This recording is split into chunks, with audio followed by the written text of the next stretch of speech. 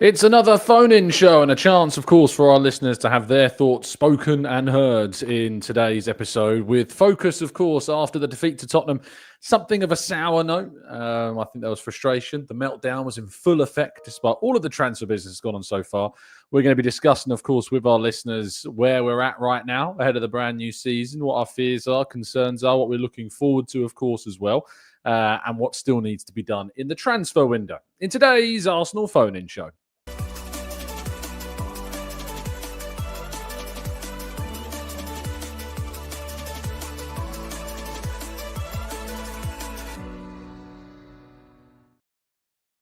Hello and welcome to the Gooner Talk. Back again with you guys and girls from the episode of what is the Arsenal phone-in show. Joining you every single day, as if it was the 8 a.m. show. It's not every single day, but every single time I feel like it, I guess, is the better way or more accurate way of putting it. But thank you to everybody that continues to listen and tune in and particularly enjoys these episodes. I do like to give the opportunity to our listeners to jump on and have their say and have their thoughts heard as well. So let me run you through kind of the rules and obviously also what we're going to be, kind of where I'm at. What I think is helpful sometimes is if you kind of lay out how we're feeling and then that kind of inspires the conversation to follow. Good morning, good afternoon, good evening to those joining us though in the chat box. Good to see so many of you already joining us. We've got Jackie, Mastermind Soul, we've got Paul, Natalie, 35. We've got Nat, Dewan in the chat, we've got Symbolize. We've got Leah in the chat as well. We've got Andy. We've got Ken. I can see Mark in there and JD dropping some questions in already. We'll probably get some of those a little bit later on. But the rules of this are really simple. Of course, you need to be over the age of 18 always for what should be absolutely obvious reasons. You need to have a webcam that works so that we can see you, because obviously it's my only way of really telling whether or not you are over the age of 18. And it will be my discretion. No, I'm not doing the whole parents' permission thing. We used to do that, but we're scrapping that. It's just you need to be over the age of 18 to do the shows. You need a webcam, a quiet place to record. We don't need to hear what's going in the background. If there's music being played or you're in the car somewhere, ideally you need to be somewhere where it's quiet and I can only hear you. And if you want to join us, of course, the only way to do that is by clicking the link in today's video description. I'll also be posting it relatively regularly in the chat box as well, as you can see there, but it is also the pinned tweet or rather pinned post, I should say, in the chat box as well. So you can find the link to join. If you download the StreamYard app, that's probably the best way to use the software and to get into the show. It's the easiest way to do so if you've already got the StreamYard app downloaded. But we're going to jump into some calls in just a second. I'm going to kind of lay out kind of where I'm at, and then that will kind of, I guess, spark the conversation. So I'll be very honest with you. I think the reaction after yesterday's game has been hilarious, to be honest. It's not a great game to ever enjoy losing to Spurs. It's never good. But frankly, what happened yesterday and the reaction to it that I saw and have seen in the chat box and on social media is laughable, really genuinely laughable that a preseason game can spark so much, especially, of course, when there's still so many questions, still the players are getting up to full fitness and readiness. And, of course, Arsenal have already done so much business in the window, spending close to £200 million. So there is, without a doubt, a level to be critical at, but it was nowhere near that level, in my view, as of yesterday's game. Not only that, but of course, Arsenal are still just 3 games into their preseason preparations, playing, of course, in Asia. And these games against Villarreal and Athletic Club are going to be the best opportunity that we have to prepare, and the best opportunity we have as viewers, listeners, fans, to kind of get a real grasp of where Arsenal are shaping up. At the same time, I have concerns. The left-hand side is a concern to me, and how it's not necessarily clicking, and we are still very much right side focused. Our ability to break down opposition sides and create really meaningful chances as well so far has been slightly lacking. But there has been a lot of positives to take as well. The Max Dowman's performances, Odegaard's had a decent pre-season. And I think obviously the awaiting of these new signings, Gyökeres, Madueke, Mosquera, seeing what these guys can also bring to the team. I think Zubamendi's been a really positive introduction, of course. And despite the fact he's still himself getting up to full sharpness and fitness too, I think Norgaard's had a decent pre-season as well. And considering he's only going to be a number 2 to Zubamendi, I think that also is very promising as well. So there's lots of positives. There's some concerns. There's some things that obviously need to still be discussed. But that's where you come in. listeners. That's where I want to hear what your thoughts are. So let's not waste any more time. Let's bring in some of our callers. If you want to join, of course, the link to do that is in today's chat box. It is the pinned comment. It is in today's video description. You need to be over the age of 18, have a webcam, quiet place to record, all that usual lovely stuff. Make sure you drop a like, subscribe if you're new, and let's jump into it. We're starting with Leo today, who's been very patient already.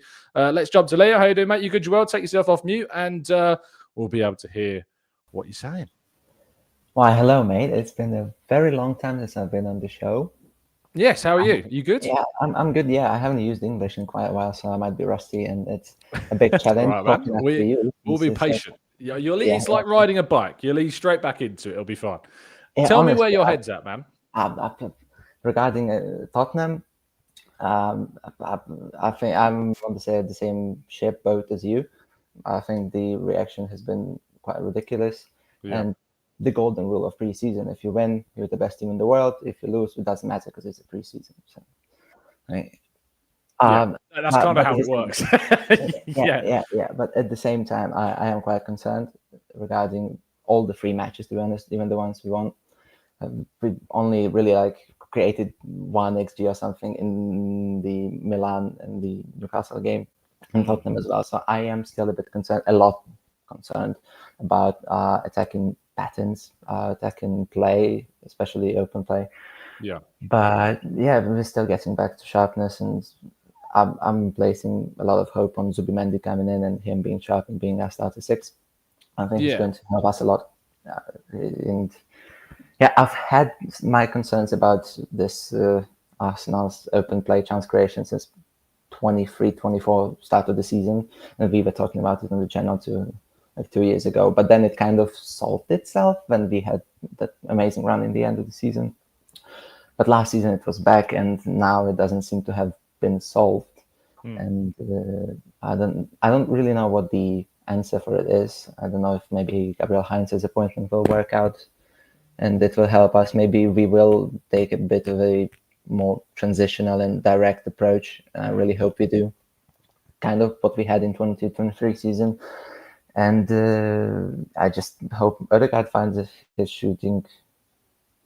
Yeah, what's the word? Yeah, anyway, he gets better. He gets back to his form and shooting. No.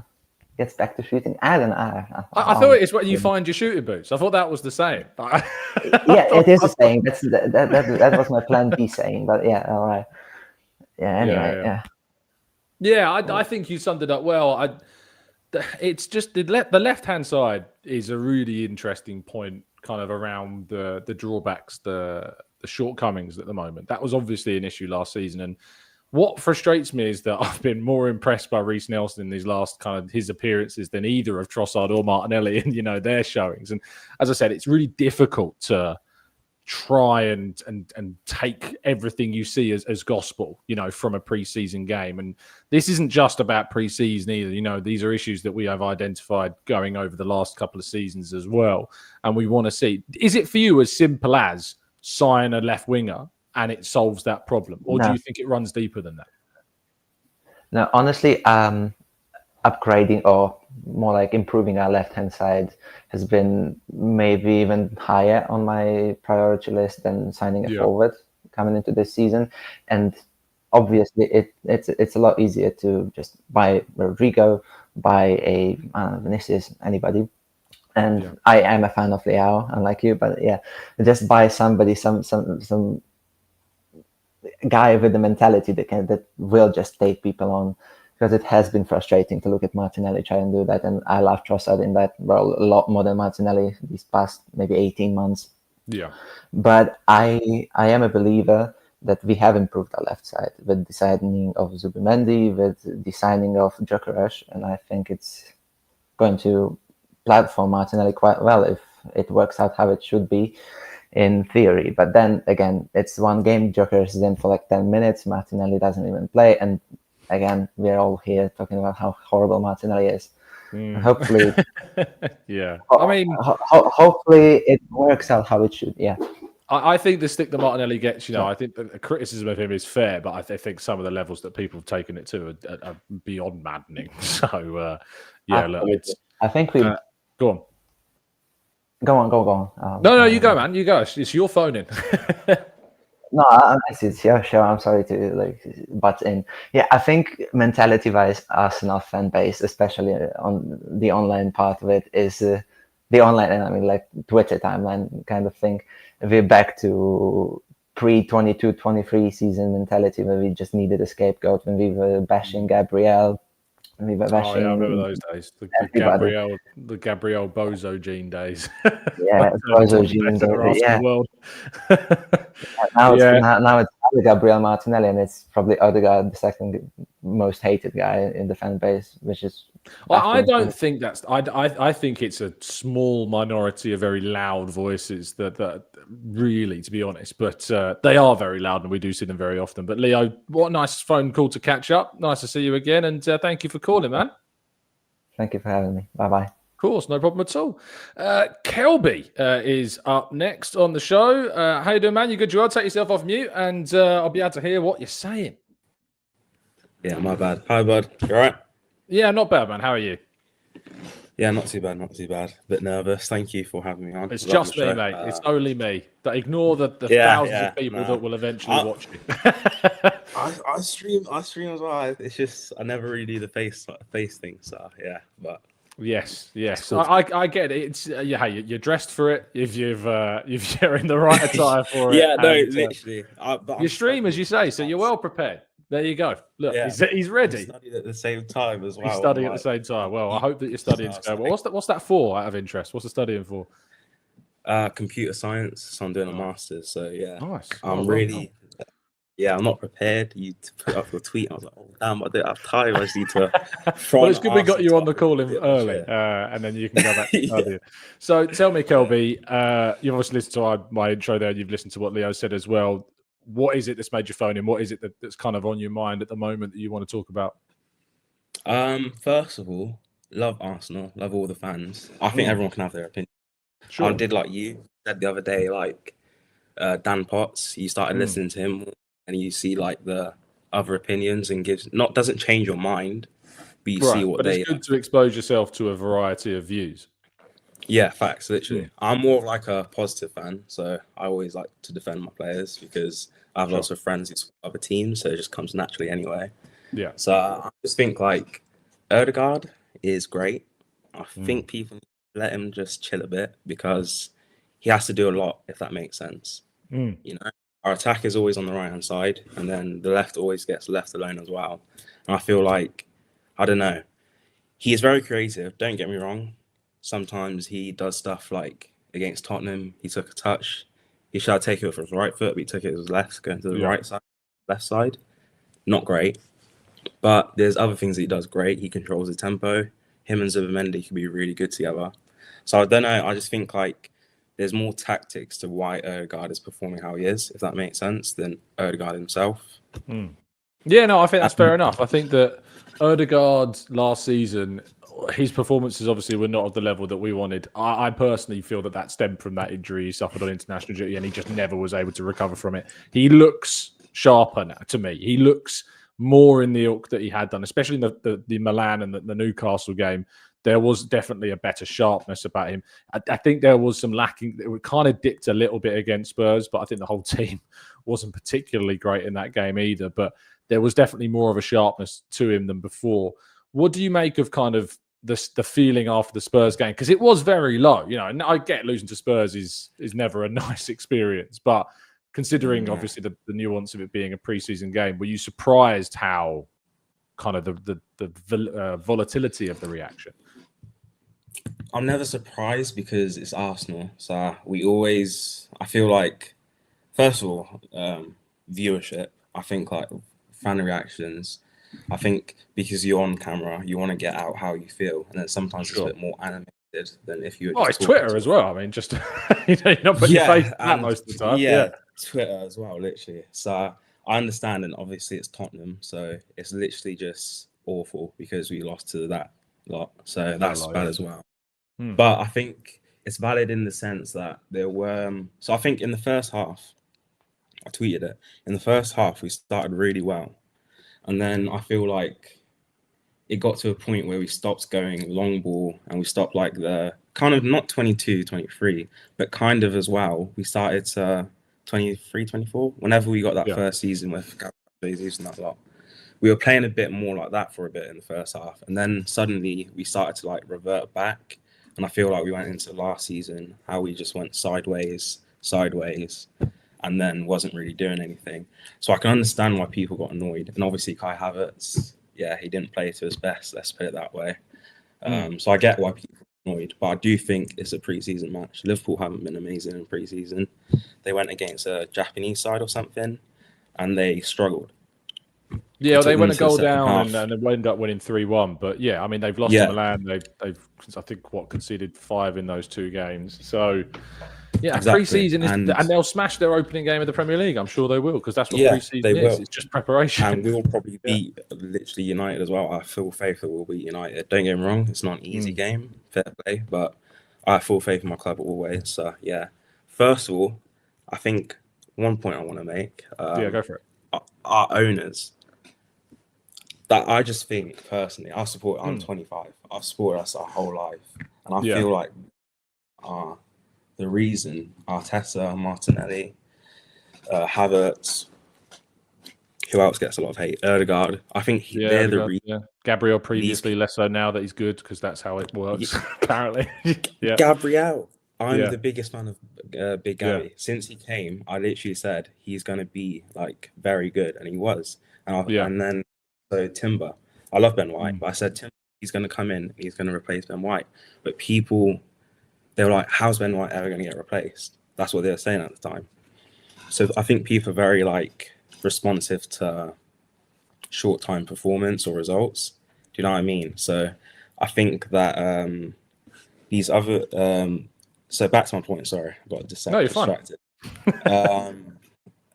The owners, they are the reason Arsenal are in the position they are. And I think people don't give Arteta enough credit for what he's done with us. When you say in the position they are, what do you mean?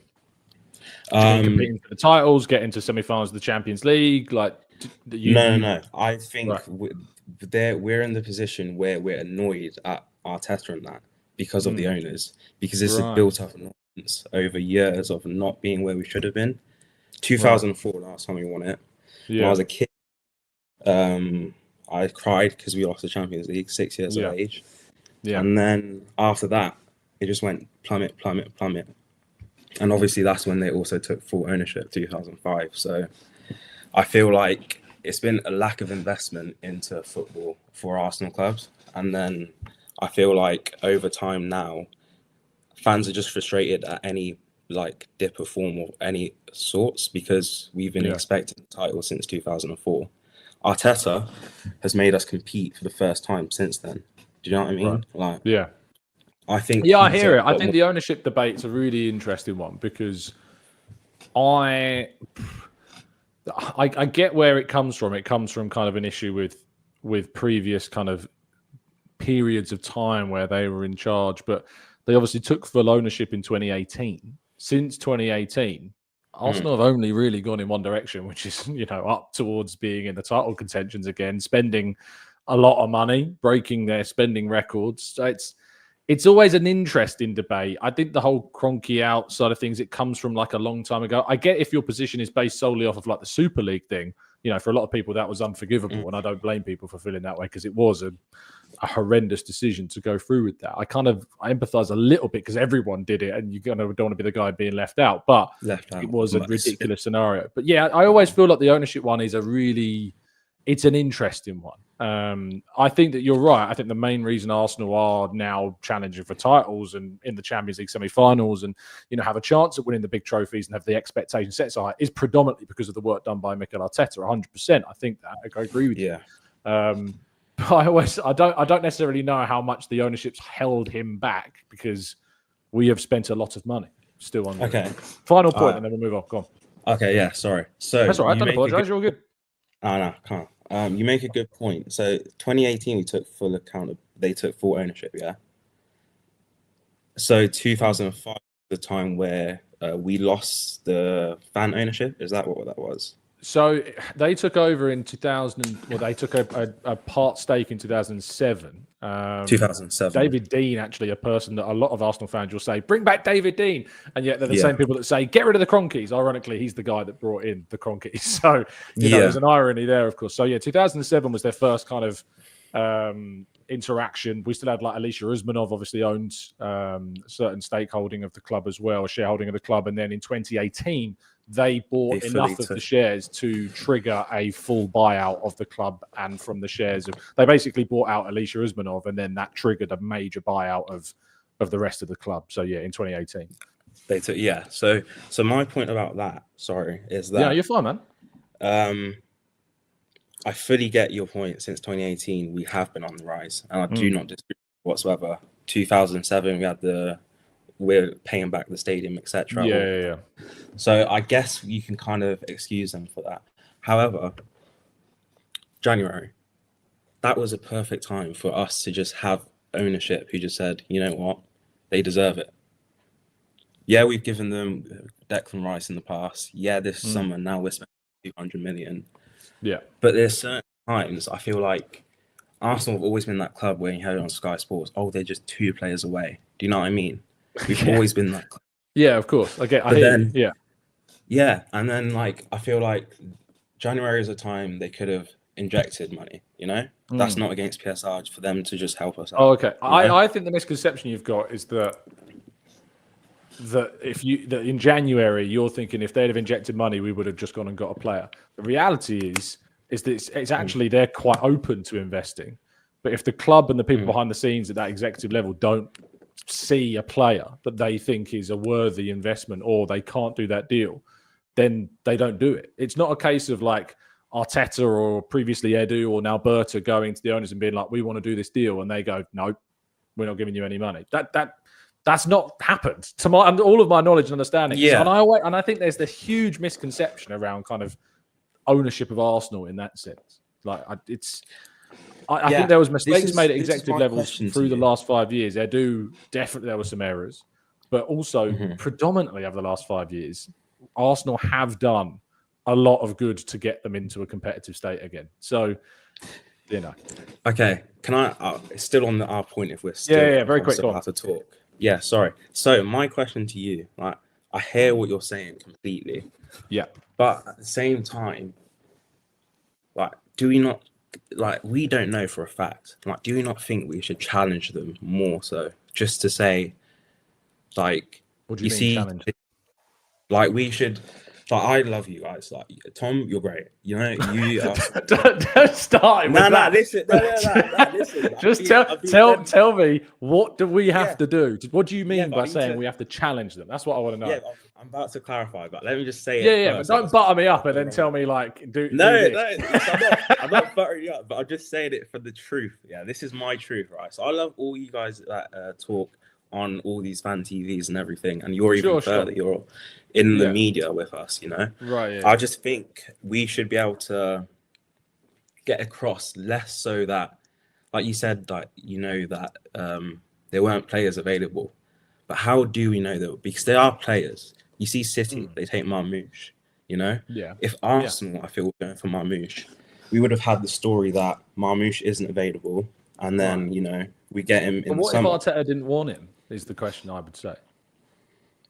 Yeah, okay, that's completely fine. If Arteta doesn't want the player, completely fine. I'm hearsay. I don't know what's being said. But from previous history, I feel like I see other clubs, when they're in a position when they need something, they relatively go and get it. Right. And I never see their fans going but what if players aren't available or the manager doesn't want them? They'll find someone, do you know what I mean? And our manager used to do that. Remember Wenger? We got Kallstrom. Awful signing. He wasn't needed. Sure. It was bad, but do you know what I mean? I feel I get where you're coming from. I'm just based upon just doing this every day for however long. I haven't seen a point where I have felt that Arteta has gone, I want that player, and the ownership have gone, no. I can't really think of a clear example. In January, for instance, we weren't really linked with anyone. Like Arteta was calling for it. That we were in a situation last January where our sporting director had gone. We had an interim guy in charge in Jason Ato. Andrea Berta wasn't coming in until March. And I think we paid the price of having kind of inexperience at that level who was making the decisions in that window. I think we paid the price in that window for that. But then obviously you go back to like 2024 January. I don't think we signed anyone in that window either. And that's when Edu was in charge. And he's now gone. So if you want accountability, the guy that was in charge of doing the deals, he's gone. So I guess we're now on this phase of looking at what Berta's doing, and he's delivering. 6 signings, 200 million spent nearly, and we're hopefully going to bring in another and take things beyond what we've ever spent ever in a single window. So that's kind of where I'm conscious of the time, Kelby. So I'm only going to cut you off there because I want to be fair to others too. But it's been a pleasure, and I wish you all the best with your masters, and I hope your studying goes well, my friend. No, thank you for all of this. Thank you. Keep it up, bro. Thanks, pal. Appreciate it. Lovely stuff. Right, let's bring in Isowa, who was first. If he takes his webcam on, there we go. There he is. How you doing, mate? You good, Joel? Good. How are you, sir? Thank you, sir. Yes, I'm good, sir. How are you, sir? I'm good, sir. Are you fine, sir? I am fine. Tell me what it is you want to talk about, mate. It's been a long time in one of these phone-in shows. But yeah, I think so. Arteta, I don't know where to start with. Liverpool came out of nowhere, started winning the Premier League, and now they're adding Isak potentially, Wirtz. Not apparently, not at the moment. Apparently, according to the latest reports, they're not going back in, but that could change. We'll see. The bid, it could change exactly. Yeah, they might have to bid bigger, but it's an eventuality that they might have to take him. But I don't know if they're gonna get the better deal out of the 2 Swedish strikers. Maybe we have the better Swedish striker. Could that be a point that we can get the better? I don't know. Prem proven Isak. Gyökeres never played in the Prem, but he's the highest scoring striker in the last 2 seasons. I don't know. People are trying to get out the negatives that we should have waited and tried to unstabilize the way Liverpool are stabilizing Isak and waited for. But we don't have time. We're urgent. The only thing that people said was that our missing piece was a striker that can put in 20 goals in a Premier League season. But I don't know. Maybe my largest point maybe is Arteta has reached his ceiling. Could that be a statement we can debate about? Maybe Arteta has done all he could do and has done his best. Maybe he's better off in another club. Because if you think about it, I was very, very happy in the beginning when he got us the FA Cup and he told the team physio doctor that currently is in Liverpool, Manchester United, that trust me. You see, you were doubting me after they won the FA Cup final with Aubameyang. But after that point, Tom, surely, it's like the shoe has to drop at some point. At least if we cannot win the Premier League, at least, entice the fans, the supporters that are. I'm not paying the price of going to games week in, week out, but Arsenal are competing with Tottenham, I think so, for the most tickets that you have to pay for in all of Europe until now. And those people, they cannot. That's because they're one of the clubs with the most recently built stadiums, of course. So. Yeah, but Arsenal still has, because maybe it's geographical, maybe it's that also. Absolutely, it's geographical, Absolutely, it's geographical, Yeah, because of London and the expenses there. So, but still, you need to win the smaller, quote unquote, the smaller cups in order to. Arteta has to win the smaller cups again to actually reinvigorate the team. What do they always say whenever a title-winning team or a team that's about to win the title? Guardiola always says it, like, we need to prove that we're actually a good team by winning the earlier cups in order for us to. It's a marathon, it's not a sprint. So if you're gonna have a sprint, basically in January you have the Carabao Cup. Why can't Arteta, with better players right now, all the squad is his own players. There's no one player, I think so, except for who's the other player Saka, Martinelli, Saliba. 2 players that he didn't sign. That's it. Saka, Martinelli, Saliba. think that's it. I think they're the three. They're the only three. But you get my point. The majority of the players and obviously under him. Like Winery and Lewis Skelly and Dalman, I guess, obviously have come through. But he had to promote them, and he has to he has to make the decision to integrate them. Yeah, of course, and renew contracts. Yeah, so it's under his purview, Tom. So I don't know if you agree with me that Arteta has to prove that he can actually win with his own squad again. I mean, for the first time, because currently the only time he won Arsenal was with a squad that he didn't buy, the players. Arguably more impressive. So it would be more impressive. Yeah, it was more impressive then that, this guy got something about him. But right now, he has his own squad, his own vision, his own players, his own training staff. He is aligned with the owners. Everything is on him. Why doesn't he win more? Why doesn't he get the smaller cups? It's almost like he's putting more pressure on himself and giving us the same press conferences, being very methodical, very professional. Yeah, we get it. We heard it before. We heard it last season. Liverpool comes all of a sudden. People say, Liverpool. It's not all of a sudden, is it? Like you say, you make it sound like Liverpool came literally out of nowhere. You're talking about a team that, yes, have got a new manager last season, but have been the main competitor alongside City for the last 6-7 years. Like, they didn't come out of nowhere. No, it's not about they didn't come out of nowhere. All the predictions, all the people were talking about was Man City. All the Arsenal folks and supporters and the fans were like, Arsenal is only Man City that's above us. If we can get above Man City, and then Liverpool had a down year, or they didn't. They were challenging in the Premier League the previous season, and then they fell off in February or January. Then Arsenal were able to compete. Liverpool were in the title race with us in 23-24 until April. They lost to Everton. You might remember Everton beat them and knocked them out of the title race. It was really late on that they fell out in 23-4. It wasn't like 24-5. They were miles off the title race season before. They only got knocked out a few weeks before the end of the title race because they lost to Everton. Yeah, but also if you remember, last season they didn't sign anybody except Chiesa. They didn't have anybody. We signed Mourinho and Calafiori.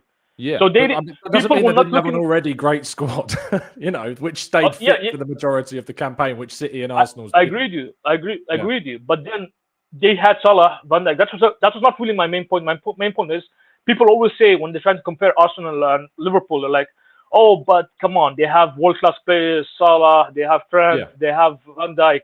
They married a couple of people, experimental players with Gravenberch and Szoboszlai and McAllister. And then they took that next step and eventually won a Premier League last season. Yeah. All right, fair. Arsenal don't have that. Okay, then why can't we compare Arsenal to Chelsea? They won a smaller cup, but they spent $1.5 billion, I guess. The conference. No, league. I'm talking the Club World Cup. Oh, well, we weren't in that. Yeah, but then they'd be the best team. So people always compare like, but they had world class, they won. And to tie it back to Arteta saying that, it doesn't always have to be that you always had a Salah or a Van Dijk or a Trent Alexander-Arnold and married him with unexperienced players or up-and-coming players. Chelsea didn't have a Van Dijk, a Salah, and a Trent Alexander-Arnold, and they still were able to be the best team that absolutely wiped the floor with Inter Milan in the Champions League. They were the most dominant team. Yeah, but I would argue, with the Club World Cup, if you look at Chelsea's run to the final, which was incredibly simple, even though they were beaten, ironically, by Flamengo in the group phase of that competition, that PSG, I think, knocked out Real Madrid and Bayern Munich on their way, and Chelsea knocked out, you can tell me, they weren't European teams, to the best of my knowledge, and I had a quite simple route. So after PSG have gone for a season of winning the Champions League, then going into a Club World Cup where they beat Bayern Munich and Real Madrid and Chelsea get into the final. And to be honest, PSG have a very stylistic approach where if they score first, which most of the time they do, they tend to steamroll teams. But when Chelsea took that lead, it was almost something of a kind of a shock to the system for PSG. They never really recovered from it. In a one-off game, anything can happen in those cup finals. Anything can happen. But then they also had the same amount of time. They didn't have the same amount of time. You're saying it was a grueling schedule. Yeah, of course, you cannot compare the Champions League as a competition to the Conference League. But Chelsea also had a grueling schedule all the way up to the final of the Club World Cup. It wasn't really a grueling schedule for Chelsea. They played against very, very meager with respect to opposition in the Conference League, even all the way up to the final. And then in the Club World Cup, even though they were beaten by the likes of Flamengo on the way to the final, they still had a very simple run to the final. They had one very challenging game, And fair play to them. But as I said, it's a one-off game. And anything can happen in those one-off games. We battered Man City 5-1 this season. And battered Real Madrid 5-1 this season over 2 legs. So, I don't think the Chelsea Club World Cup really is an example that stands out.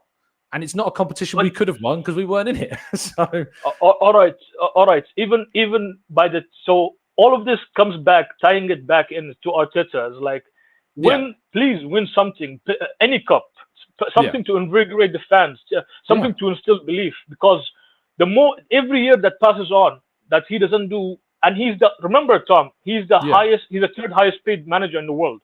Yeah. Why are we giving a person that has not won us except for one FA Cup that amount of fees? I mean, it makes sense, doesn't it, Isoa? Because if he's the third highest paid, I'm assuming it's Ancelotti and is it Simeone that are the two managers that are paid more? Ironically, Guardiola and Simeone, I guess. Guardiola and Simeone. Yes, that makes sense. So you're saying that he's the third highest paid manager in the world, but he's also the manager over the last 3 seasons, has been the second best club in England, said to be, the best league in the world. Got into the last season in the Champions League semi-final, only were beaten by the team that eventually went on to win it. So we're paying the third best paid manager in the world at a club which is arguably in the top 4 or 5 clubs of the last 3 seasons, no? I don't know if that warrants him being paid that exemption, the achievements that so-called achievements of getting us to the semi-final of the Champions League and getting being 3 times second finalists, second losers, basically. Yeah. In the Premier League, and he warrants that amount of payday to be the third highest paid manager in world football and European football, at least. That is not something that you can actually. Not his fault, that's what I was pointing out. The club choose how much he's paid, not him. But then then I put my frustrations on the club there and him. It has to be 2-pronged attack. I'll put my frustrations on Arteta of not winning and backing up his contract, and the club actually giving the contract. I mean, and the players that we have, Madueke, I don't know. Is he going to be a Havertz 2.0? I don't know. I don't know if Havertz, maybe this season he'll prove me wrong. I hope so. I hope he proved me wrong. But I don't know. Man City are coming up. They paid a lot of money for new players, rejuvenated the squad. You have Chelsea. You have Liverpool. You have maybe some up-and-coming team like Nottingham Forest last season, or Aston Villa, or Newcastle. You never know. The Premier League is always challenging every season. I personally don't think. I hope that we actually do it this year, but the amount of strengthening that other teams are doing, and compared to our strengthening, and the left-hand side that we talked about earlier with the other guests, I don't know. I don't see us as eventual Premier League winners, but maybe I see us as a more of a FA Cup, Carabao Cup winners. But also Martinelli, do you think? So you should be happy. I want it all. I'm selfish. I'm greedy. I'm saying. Yeah, of course. Me too, man. I'm saying previously, Tom. I'm not saying currently. I'm saying previously and currently. Like, win something before, and then like to instill belief that this season we can do it. The big one, which is go on to bigger and better things. Champions League and the Premier League. That's the 2 big cups. But so where does our squad rank for you in squads in the Premier League? Like, if you were ranking Arsenal's squad in comparison to others, where's his Arsenal? How many teams have a better squad than Arsenal right now? It's better squad than Arsenal. Liverpool has a better squad. Man City has a better squad. Chelsea, I don't know. Should I push Chelsea above? It's up to you. It's your opinion. Chelsea has a better squad than Arsenal. Okay. That's it for now. Okay. So at the moment, you're saying Arsenal have the 4th best squad in the Premier League in your view, right? Yeah. And you're saying that you're going to be gutted if Arteta doesn't go and win the Premier League or the Champions League next season, despite having the transfer window is not it's not over yet. The transfer window is not over yet. No, it's not. You're right. No, it's not. No, it's not. Yeah, so we can still do much more. I mean, currently, we have the 4th best squad currently. Maybe Chelsea is like a bit in the balance, hanging the balance. I have no problem with that. I'm just pointing out the irony that there's this kind of mad expectation if you're saying that he has to go and win the league, has to go and win the Champions League this season. But in your mind and in your opinion, he has at best the 3rd best squad in the league, at worst the 4th best squad in the league. Yeah, but like having the best squad doesn't always guarantee you to be actual winners. No, of Like course not. last season, we didn't have much of our players, and we went on to be in the Champions League semi-finals. So You're right. even we What have an a bit, achievement that was. You're starting to see my point, right? but Tom, stay. I understand where you're coming from. Yeah. But I actually like, even though like there's no guarantee that we're going to be in semi-finalists with this current squad. No, I give the current rating of our squad right now. It's a 6.77 out of 10. Currently, of what we have done so far in the transfer window, it's a 7 out of 10. If we get Eze and maybe a Rodrygo and possibly sell Martinelli or Trossard together and reinforce the left-hand side, I don't know. It could be possible. I would actually be willing to sell Martinelli in order to get Rodrygo. Yeah, I would be willing to do that too. It's just that there is nobody coming in to buy Martinelli. That's our issue right now. Tom, what's with our club and how they always don't sell the best players with high, like 70 plus, 80 plus? Like, how come Diaz? Who do you think we should have sold in the last 6 or 7 years that would have got 70 plus? Last 6 and 7 years that we have got. I'll give you the last 10 years if you like. Who should we have sold in the last 10 years that would have brought in 70 million quid for Arsenal that we should have sold? Should have sold in the last 10 years. In the peak, maybe 50 million. But should have sold. That's the question. Not could have sold for more than that. I'm saying should have sold. Because you're saying, why is it that we don't sell players for 70 odd million quid? And I'm saying, well, you tell me who the player it is that we should have sold for that amount of money. Because it can't be a criticism if you've not got something to point to, if you know what I mean. But like out of our current squad, you could sell a couple of players, but I don't know. Strengthening wise, we should have sold. Who? The problem is maybe Ozil earlier in his career, before he eventually being Sanchez. Before Sanchez, Ozil, who else? Yeah. Earlier. I need to think about it more. Aubameyang came in and we needed him that time. Who else? Who was like a gemstone? Was signed at 29 for 60 million, 55 million, I think it was. At 29, Aaron Ramsey, get 70 million for him. Aaron Ramsey, Jack Wilshere. Should have sold them before eventually plummeting. Their form eventually plummeting, and they were no longer. Would you not have been annoyed if we'd have sold Ramsey at his prime or Wilshere at his prime? It all comes together, Tom. It's like I would have been annoyed, but if it would have gotten us over the line, then I wouldn't have been annoyed. How would selling Wilshere have gotten us over the line? Like if Wilshere in his peak when he was playing as Barcelona, like one season later, we said like, yeah, we have financial issues. When we beat Barcelona, he was 18. He was 18 years old. Yeah, but we're not closer to a Premier. We're not going to win a Premier League that time. Right, but I don't think Wilshere having one performance against Barcelona when he's 18 suddenly means he's worth 70 odd million. No, but he was an up and coming. But he was an up and coming and a great player, and he showed he was. So it would have been great if we'd have sold him. That's what I can't get. That's what I don't get. Like, no. We should have sold them in order to get better players or finance our clubs. Ozil, Sanchez, players that can actually yield money, that can actually get us a return, like a 50, 60, 70 return.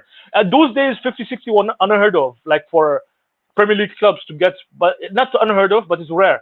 But in this market, yeah, you can get 70 right now.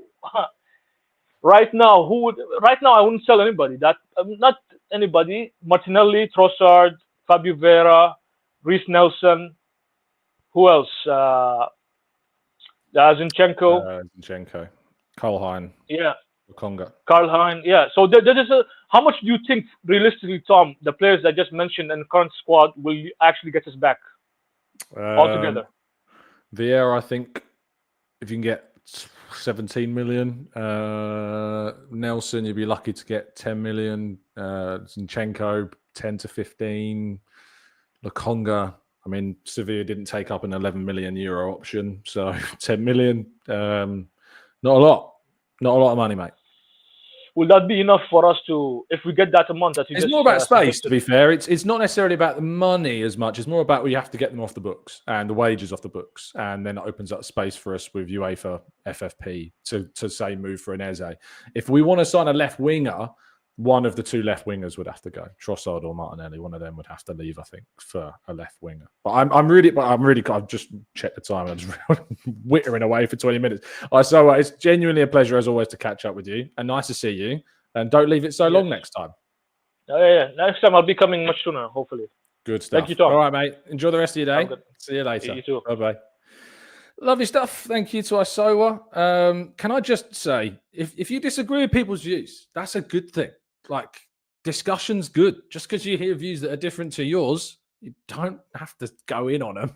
Like, that's not just about the last goal. I'm just talking in general terms. Just, chill out, guys. Like, people have different points of view. You said me and Isowa didn't agree, and we had a respectful conversation about it. We went back and forth and made our points, and that's how it's done. It's just chill. Danny's up next. How you doing, Danny boy? You good, Joel? Take yourself off mute and I'll be able to hear you. That's a beautiful shirt, by the way. What is it? Tell me. Cheers. You know what? I got it off ASOS the other day. A few months ago, I ordered off ASOS. I was in the office today and I brought it to the office. Don't know, City playing ground or something.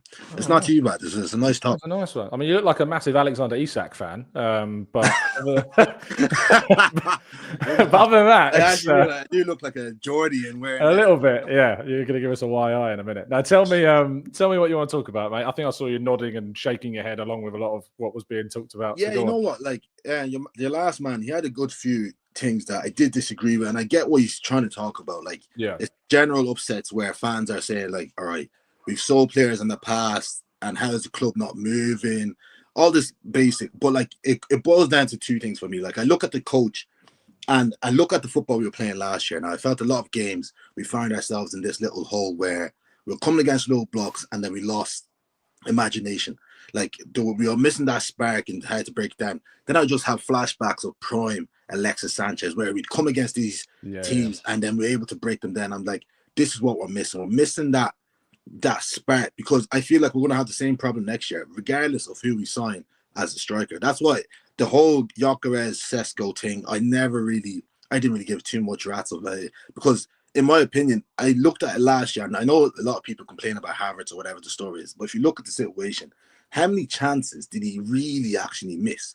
Like, how many chances was actually created for him? Because I'm trying to see what chances are created for the striker that we can say, okay, if we actually did have a striker in that position, we'd have done better. So I'm looking at the quality of chances he's receiving isn't all that great. And when he does receive chances, because he's not a top striker, obviously he misses it, puts a pressure on him. So then you look back at the recruitment and then the club, and then you look at Arteta and you think, all right, he's been here going on 6 years. He's won the FA Cup, and that FA Cup was massive. And also, we have to look. I know a lot of people are saying, oh, what has he done? But the club was in a state when he came around, and people forget it so quick. Like, it's amazing to me. You know what's really interesting, Danny, and I think it's a really good point, is that I've seen a lot of the social media backlash that we see, and we see kind of a lot of the hysteria. And this is going to come across a little ageist, so I apologize in advance for me saying this, not to you, to the younger generation, right? Arteta's been here for an amount of time that a 13-year-old has been able to grow up into adulthood in the period of time that Arteta has been at Arsenal. And I think that is significant in the online discourse and the noise and the posts that we see, because I'll be very honest, I think back to when I was 13, 14, 15, I wasn't footballingly conscious to be able to have a conversation like I can now about Arsenal or football or whatever. So I think people have almost forgotten what it was like before Arteta arrived. I really do. But carry on, sorry. It's like it's that, like, what do they call it? Something syndrome, Stockholm syndrome, or whatever it is, where you literally forget where we were. We were in like shambles. When I'm talking, we had players that, I know people say we had players that we didn't have value of, but our team was valueless. Like, there was no value in the actual club. We weren't a club that attracted the best players. Yes, we had a few coming, like your Aubameyangs, Alexis Sanchez, also, but we were kind of on our knees to attract players to come to our club. Then the whole environment, the culture of winning. I remember also, this goes against Arteta in a sense as well, because I've been looking at us recently. I don't know what it is about our press and the aggressiveness. Like, we had this when, I think not the season after, I think after we finished sixth, but then there was a change where after we finished sixth the second time, there was a change where it became a bit more aggressive on the press. The football was a bit more flowy. But then now, I think Arteta's suffering from some sort of trauma from losing the league twice. I think he's become a bit more conservative and trying to hold up points. And then that's led to this stalemate where we are now, where we're lacking that bit of edge. Now, my prayer is we get someone like Eze to come in and hope he gives that spark. And I feel like his player type is what we're missing. I see Rodrygo. I get a lot of people big fan, and for me, honestly, I don't watch the La Liga enough to say anything special. Now I've seen him in the Champions League. I've seen him in Champions League, and he looks like a quality player. But I don't think, like, if we had him against Spurs the other day, all of a sudden it changes anything. Yeah, no, I think that's fair enough. Yeah. So that's what I'm looking at. There's also a play style issue, and again, sometimes I look at Odegaard and I'm like, he's a quality player. One of my favorite. 2 seasons ago, one of my top players on the squad. But I'm looking at there's something again. I feel like the ball, he's holding on to the ball a bit longer. He's not taking the more of a riskier pass. Now, whether that's his faith in his team members doing that, or maybe it's just a thing in coaching. Like, have you noticed Lewis Skelly, when he gets the ball on a throw-in, it takes him about 25, 30 seconds before he throws it in. Now, me watching, I'm like, just throw the ball. But clearly, he's being instructed to do things different to what we as fans would want him to do. So I feel like, is there a lot of things coming down to our play style where these players are being instructed, and then it causes us to look onlookers at fans? Like, I see a lot of fans yesterday giving out about the result, and I'm like, lads, honestly, if we're looking at it, we've watched a lot of this last season. Like, there's nothing, and I know signings are meant to get you all hype and everything, but we need to look apart from the signings. Where are we trying to go to? Now, I know the last man was talking about trophies, like Chelsea winning something there, but I don't want to be compared to them lot, because they're these teams that we're looking at, they're winning trophies or trophies we don't want. Because I know if Arteta won an FA Cup at the end of the season, a lot of people will still say he should get the sack. So what people really mean when they say they want trophies, the Premier League and Champions League. Now we have to look at what actually makes us achieve that. I feel like a lot of people say when we sign Eze or Rodrygo, all of a sudden we'll have the best squad in the league. But I still don't think it bridges that gap. I'm still looking at it, and there's something missing, and I can't put my finger on it. And for me right now, is the most. I think it's the play style. The play style has gotten too conservative when it comes offensively. I think I remember when Pep Guardiola used to say he will allow his team to play however they want when they get to the final third. But I feel like it's the opposite where when we get to the final third, I feel like it's still a bit restricted now. So I feel like it's not snappy. There's a bit of delay. It's like we get there. Like, I look at Liverpool sometimes, I'm like, they move that ball in seconds. The ball Salah, and then it looks like they have. Remember that game at Anfield last season? Every time they came forward, I was like, it was ridiculous. Was so worried. Yeah, and then, but I feel like with us, we kind of give the other team a breather. Like, they get time to catch the breath. There was that. I love Odegaard to the end. I think Odegaard gets way too much hate for what he brings, 100%. But there was a point in the game. I don't know if it was the Spurs game or the Newcastle game, but there was a point in that game where he was running through like the right half space, and he cut back, and then he like put his arm up to like apologize that he hadn't done. And I was like, don't apologize, do it. Like, just do it. Now, I don't know if that's a him issue or if that's a system issue. That's the thing I've got, because it's more than just him that does it. Exactly. I want him to be I want him to be more risk averse. Is it risk averse? No, risky. I just want to be more risky. More riskier. Take that extra risk. And I think a lot of that's why I looked at Gyökeres yesterday when I was watching the game, and then I was looking at his movement across the line. I'm like, buddy, you're gonna have a terrible time up there, because the kind of balls he's expecting and the kind of way we play right now is not going to mesh. I think it actually, the way we suit, and then it makes me think, okay, this is why he has Havertz, because it's someone he can pin the ball to up high, exactly, and people work off him. But whereas Gyökeres, that's why I'm concerned about Gyökeres, and that's why I've had my concerns about the Gyökeres signing, is because Gyökeres is not a target man. He looks like he could be, but he isn't a target man striker. And so at the moment, that's what I'm concerned. And he may prove those, he may adapt. He may prove me wrong. But 100%. I feel like him as a player, that's why, then, you know what? I feel like Man United, in terms of their striking issues, seem to be better than us. Now, Man United's issues were they were creating chances. They just didn't have a striker to put in the net. I feel like if Gyökeres went to United, I feel like there's a part of me that feels like Gyökeres at United scores more goals as Gyökeres at Arsenal. Wow. Simple. Well, if Sesko goes to United, we'll have a great dichotomy of the irony of them having the guy that Arteta wanted and United having the guy that we wanted.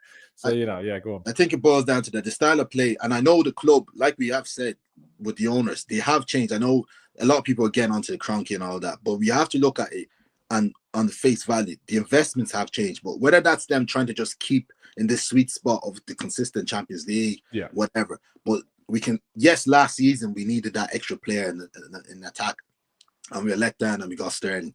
But if you look at it, we went 100 million with Declan Rice.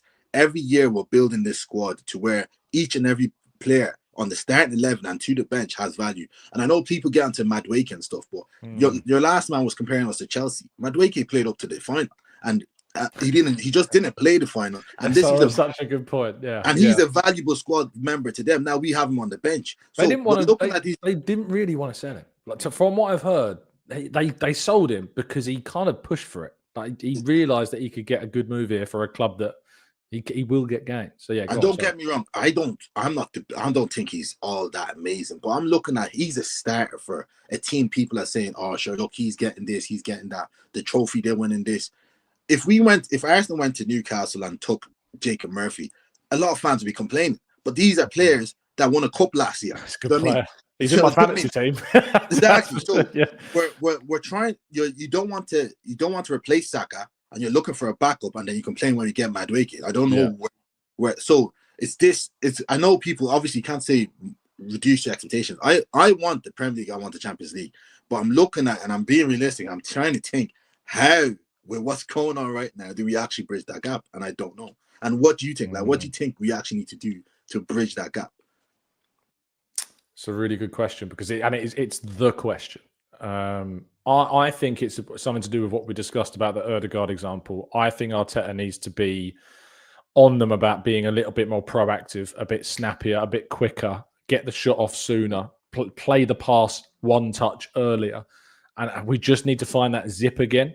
And I think it's a momentum thing. Because if you think back to that 23-24 season, where we were putting 4, 5, 6 plus teams, it's a momentum thing. And if you don't get that, and at no point last season did we ever build up momentum, not in any game. Even when we beat PSV 7-1, it didn't feel like we took that on into the next fixture. And I know it was a European game, but if you've got those games where you've won 4, then 5, and 3-1, and 4-1, and 6-0, and 4-0, and 3-1, or whatever, it does. You do build up a momentum, and you build up fear in the oppositions that you're facing. They're going to be going, "Oh, bloody hell, we're playing Arsenal this week." Whereas actually teams at the moment are going, "Oh, we're playing Arsenal next week." As long as we dig in, and sit deep and hit them on the counter, we've got a chance. Like, if you give those teams that belief that you can do that, that's something Arsenal need to get out of, and they need to be ruthless. And I'm hoping that Gyökeres proves to be that difference in some ways.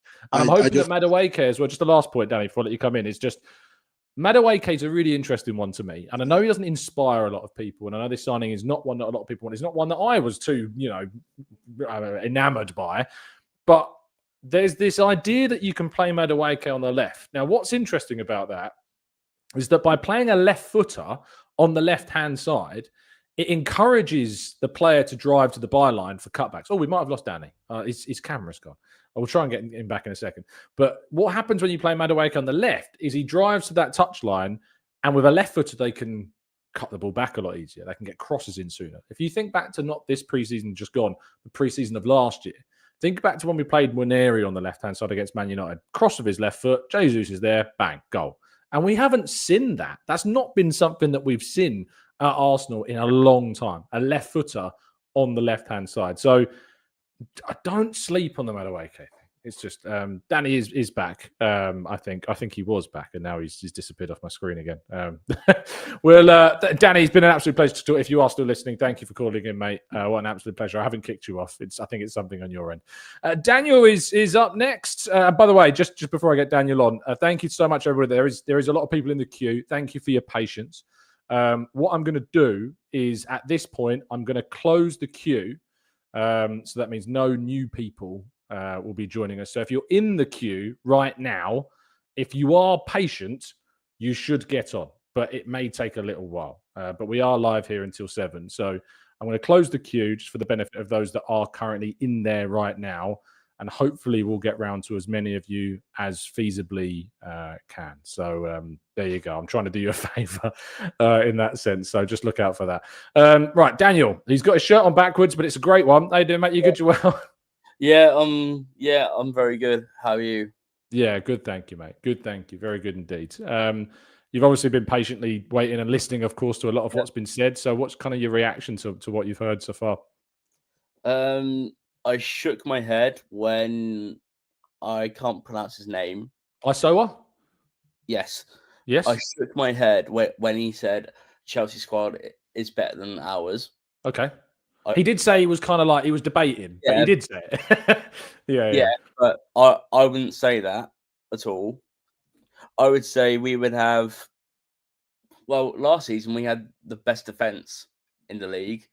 Sadly, the attacking output wasn't as great. Yeah. But hand on heart, second or third best squad behind or Liverpool and City. Yeah. Yes. It's Liverpool first, then I think it's a toss-up between us two. But I think City's pedigree and experience probably puts them above us just because they've won it. Yeah. Yeah. That's what I would say. I would like when you were talking about Odegaard, I don't think it's just him. I think it's a confidence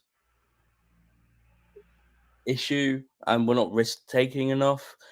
I think if we go back to the style that we had in 23-24 and now we've got like Gyökeres now. Yeah. Put him in that team, we win the league. Like if we go back to that style of play, like free-flowing, attacking football, whereas now we're just more robotic and too predictable. We're too easy to beat on the low block. So, yeah, like we need to find that zip. Zip confidence. And now that we've got Gyökeres in, and to be honest, this was the only signing that I really wanted done. Yeah, clearly. I never buy shirts with players' names on them. I don't, and I'm kind because it's like fancy dress, Daniel. Remember, we're told that we're men now. We can't wear shirts. We're not allowed. We don't know anything about our club if we wear shirts, mate. That's how it goes. No, that's a load of nonsense right there. On the game yesterday, 3 words: pre-season friendly. Yeah, I did watch bits of it, but because I was out, I couldn't watch it all. But yeah, it's just pre-season friendly. Like, if you're that upset about pre-season friendly, grow up. I'm sorry about that. Yeah, no, that's fine. You're fine. No, I think you're right. Like losing your head over a pre-season. I honestly, I nearly lost my head this morning when someone was saying to me, "How dare Arteta play Saka for 70 minutes?" I'm like, it's a pre-season friendly. They're literally designed to build up fitness. Yeah, build up fitness. Like, what are you talking about? Build up fitness and getting used to the I say getting used to the tactic, but just familiarizing themselves. Yeah. For me, this is Arteta's like biggest season. Yeah, 100%. Because we're gonna spend we've spent 200 million so far. We're possibly going to be spending another 60, maybe 70 on Eze from Palace. Yes, and for me, there's no more excuses now.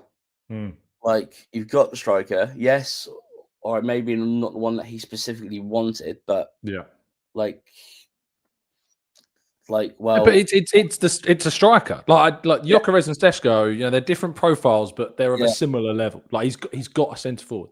And I agree with you. There's no excuses in terms of the only little thing is if we don't sign that 7th player. I think we will, but if that doesn't happen, then you can say there's a little thing there, but still. I mean, I wasn't for me. If we didn't get a striker in, my interest in this season would have just dipped straight away. Dipped straight away because when the league even before the league was done last season, even when we played Ipswich at Christmas time, my interest in the season was dipping and dipping and dipping. Yeah, I was not watching games, or I'd watch. Well, I'd have them on in the background, and I'll be on my laptop. Yeah, but and then once it was confirmed, the only games that I watched were the Champions League games against Real Madrid, and PSG. And then once that was done, I then completely tuned out. Checked out, yeah. And I don't blame you for that. And I don't think anyone should really go, what? You're an Arsenal fan? No, like you looking after yourself is way more important. So I don't blame you for checking out, mate. I really don't. Yeah. It's not like you were sitting there hoping that Arsenal lost or would lose games. You just wanted to check out for a bit. Yeah. But yeah, like if that were to have happened again this season and we didn't sign a striker, like no amount of signings would have made me go, oh, I'm going to be really up for it this season. But this guy, he's done that. And I'm not going to blame like Gyökeres if he does have a bad season in his first season. I'm going to point towards Mikel. Right. Yeah. Like that. Yes, people might say, "Oh, he's Arteta out." No, I think there's a lot to do with the system, and that's going to be a big thing this season. It's how Arsenal are going to play with all these new players, 6, potentially 7 players coming in. And obviously some big players like Partey and Jorginho that having left, there is big questions about what happens this season with the evolution. But Dan, I'm only moving on because of the time, and I really appreciate you calling in, man. Thank you so much, mate. Pleasure. Take care. Take care, mate. Always a pleasure, mate. Lovely stuff. Brilliant call as usual from Dan. Garrett's up next. How you doing, mate? You good? You well? I need to give you more warning, don't I, before I say you're on the show, because you were like, "Oh God, it's me." Okay, talk to me, mate. How are you? Yeah, not bad. It's been a while. I'm good. Yeah, I mean, it's been a great window. It's nice to hear some positivity, mate. Yeah. Look, I mean, it has been a great window, and I think obviously the noise around one more player coming in is great. So yeah, I mean, look, it's a little bit overshadowed, I guess, when you look at what Liverpool are doing, and I do think, we have ourselves slightly to blame, because look, if we maybe invested in January, who knows how it could have turned out. I mean, with the money that they got from winning the league, not spending any money, I mean, I'm not surprised they're able to spend as much. People seem baffled, but I think the monetary value of winning the Premier League is off the charts. I think it's up near 800 millions, like it's 180 or something like that. I heard, so it's absolutely massive amounts of money. But really, I mean, like even kind of based off the game yesterday, look, as people said, it's pre-season friendly, but really, like the players can make a difference, and they bring great skill sets. Zubimendi, I think, will be great for us, but I think that we need to go back. The handbrake needs to be taken off the attack. I think that really, as everyone said so far, I really think that's it. I mean, if we don't take the handbrake off, we won't see the best of Zubimendi, we won't see the best of Odegaard, and we definitely won't see the best of Gyökeres, and Madueke, that's with that as well. So with all the signings we've made, Tom, I have to think we're going to change it up. I really do. No, I'm in agreement with you. Something has to change, because Gyökeres, I don't think, suits how we played last season, and I think a lot of last season how we played was inferred because of all the injuries, obviously, that we suffered, and we had adapted to that. But yeah, I think handbrake off is the phrase. That is the phrase we've been trying to look for and search for throughout this show, is playing in that way. How are you feeling? You say it's been a great window, and I agree with you. I think it has been a great window. If it seems like one more signing could happen, how much of an impact? Because Eze is really interesting profile to me, because he doesn't necessarily go straight into the team, obviously. Like Gyökeres, straight in. Zubimendi, straight in. These guys, when you sign these big players, go straight in. Madueke arguably could go in on that left-hand side based on how our left wing has been operating recently. So how do you feel about him as a signing, and what do you think he changes for us? He definitely gives us more creativity, and I think we need option there. I mean, look, there's been a lot of talk about Odegaard, and he hasn't been good. He wasn't good last season. it was obviously injury ravaged, but it wasn't just that. It's tactically, I think he was being told to come deep and get that ball. Now, Zubimendi, I think, should ideally take most of those responsibilities off him in terms of, taking the ball off the back line and progressing it. Like, we should, hopefully, and I think we will see Zubimendi doing that, so Odegaard can be, further up the pitch. But even, regardless, whatever about Odegaard, if he's off it, having Eze there would just, I think, be massive. They're different as well. They're not exactly the same player. I think Eze's more of a dribbler. Mm-hmm. I think we kind of missed that centrally. Odegaard's more of a enabler, like, a creator. Eze is a lot more direct. 100%. Yeah, exactly. Yeah. As far it's an interesting one with Eze because look, he obviously can play out wide, but I don't think we want to see him getting his chalk in his boots. I don't really think that would.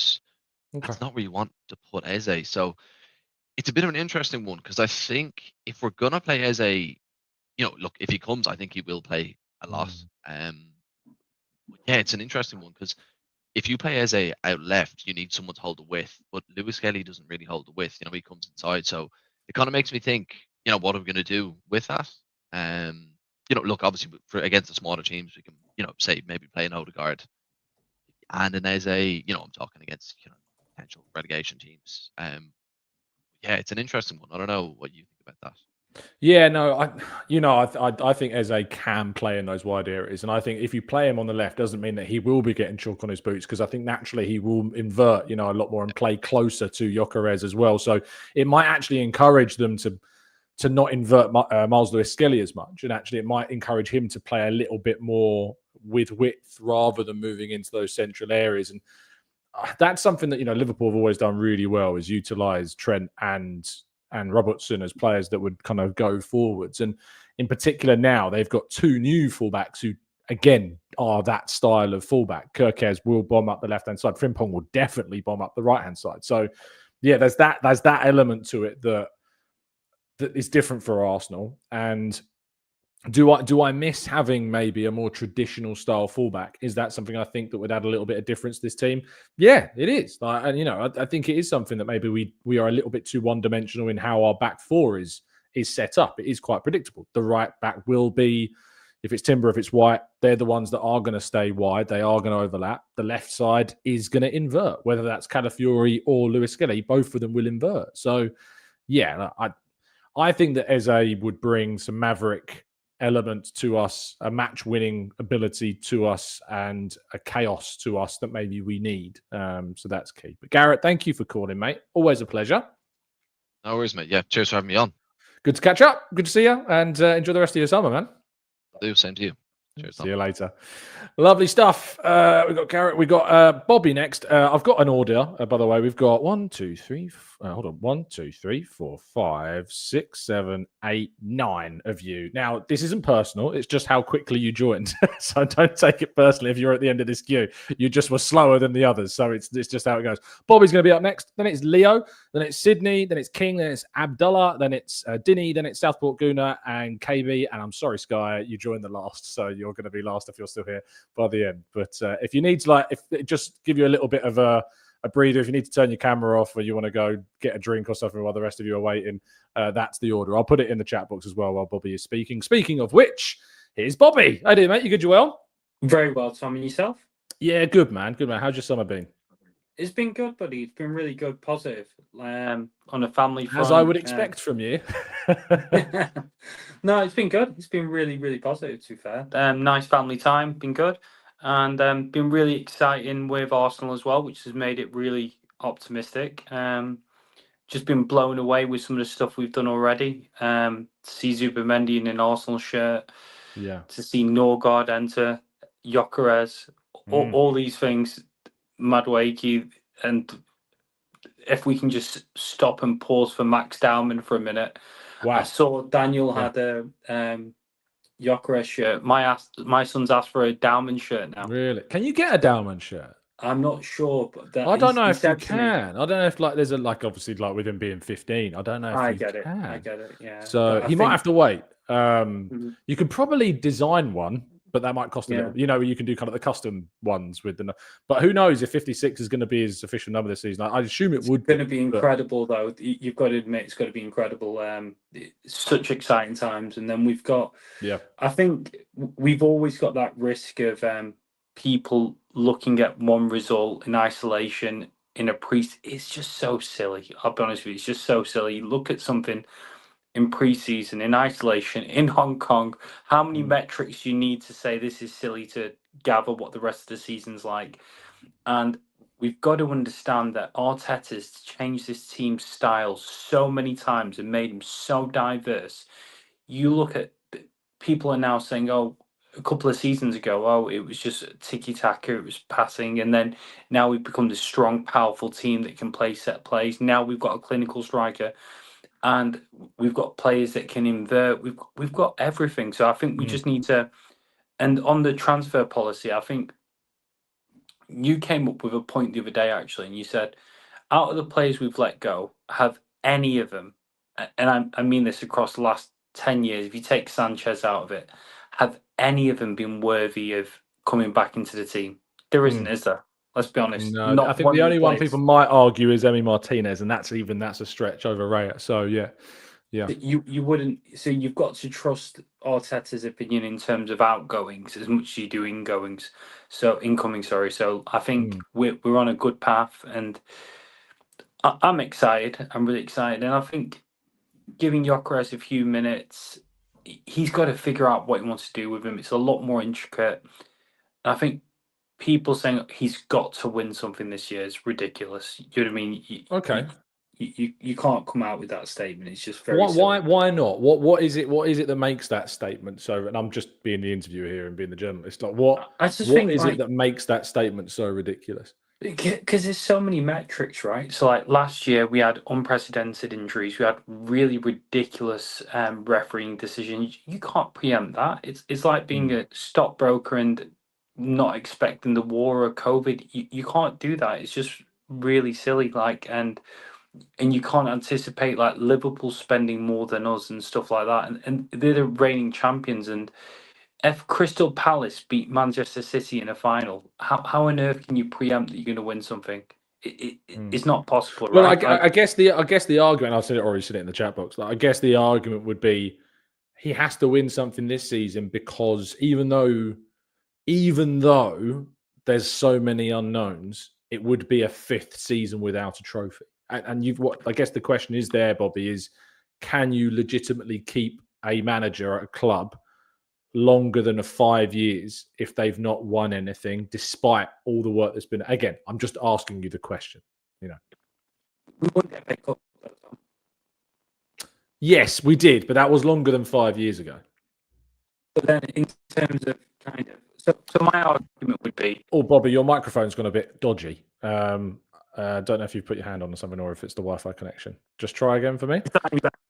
Yeah, refresh your thing, come back in, and I'll bring you back on. Okay, I think you might need to refresh it. I don't know if it's the Wi-Fi or what, but you might need to just refresh it. So click it back, and I'll just go through some questions in the chat while we wait for you to come back. No, you're going to need to click refresh, Bobby. That's the only way that's going to fix it. It's a StreamYard issue. Let's go into the chat box just quickly while Bobby refreshes and rejoins us. AJ says, some fans will always excuse Arteta not winning a trophy. There's always something that he can't control. Always something he can't predict. Always something. Well, I have two thoughts with this. One is, what if there actually is... Right?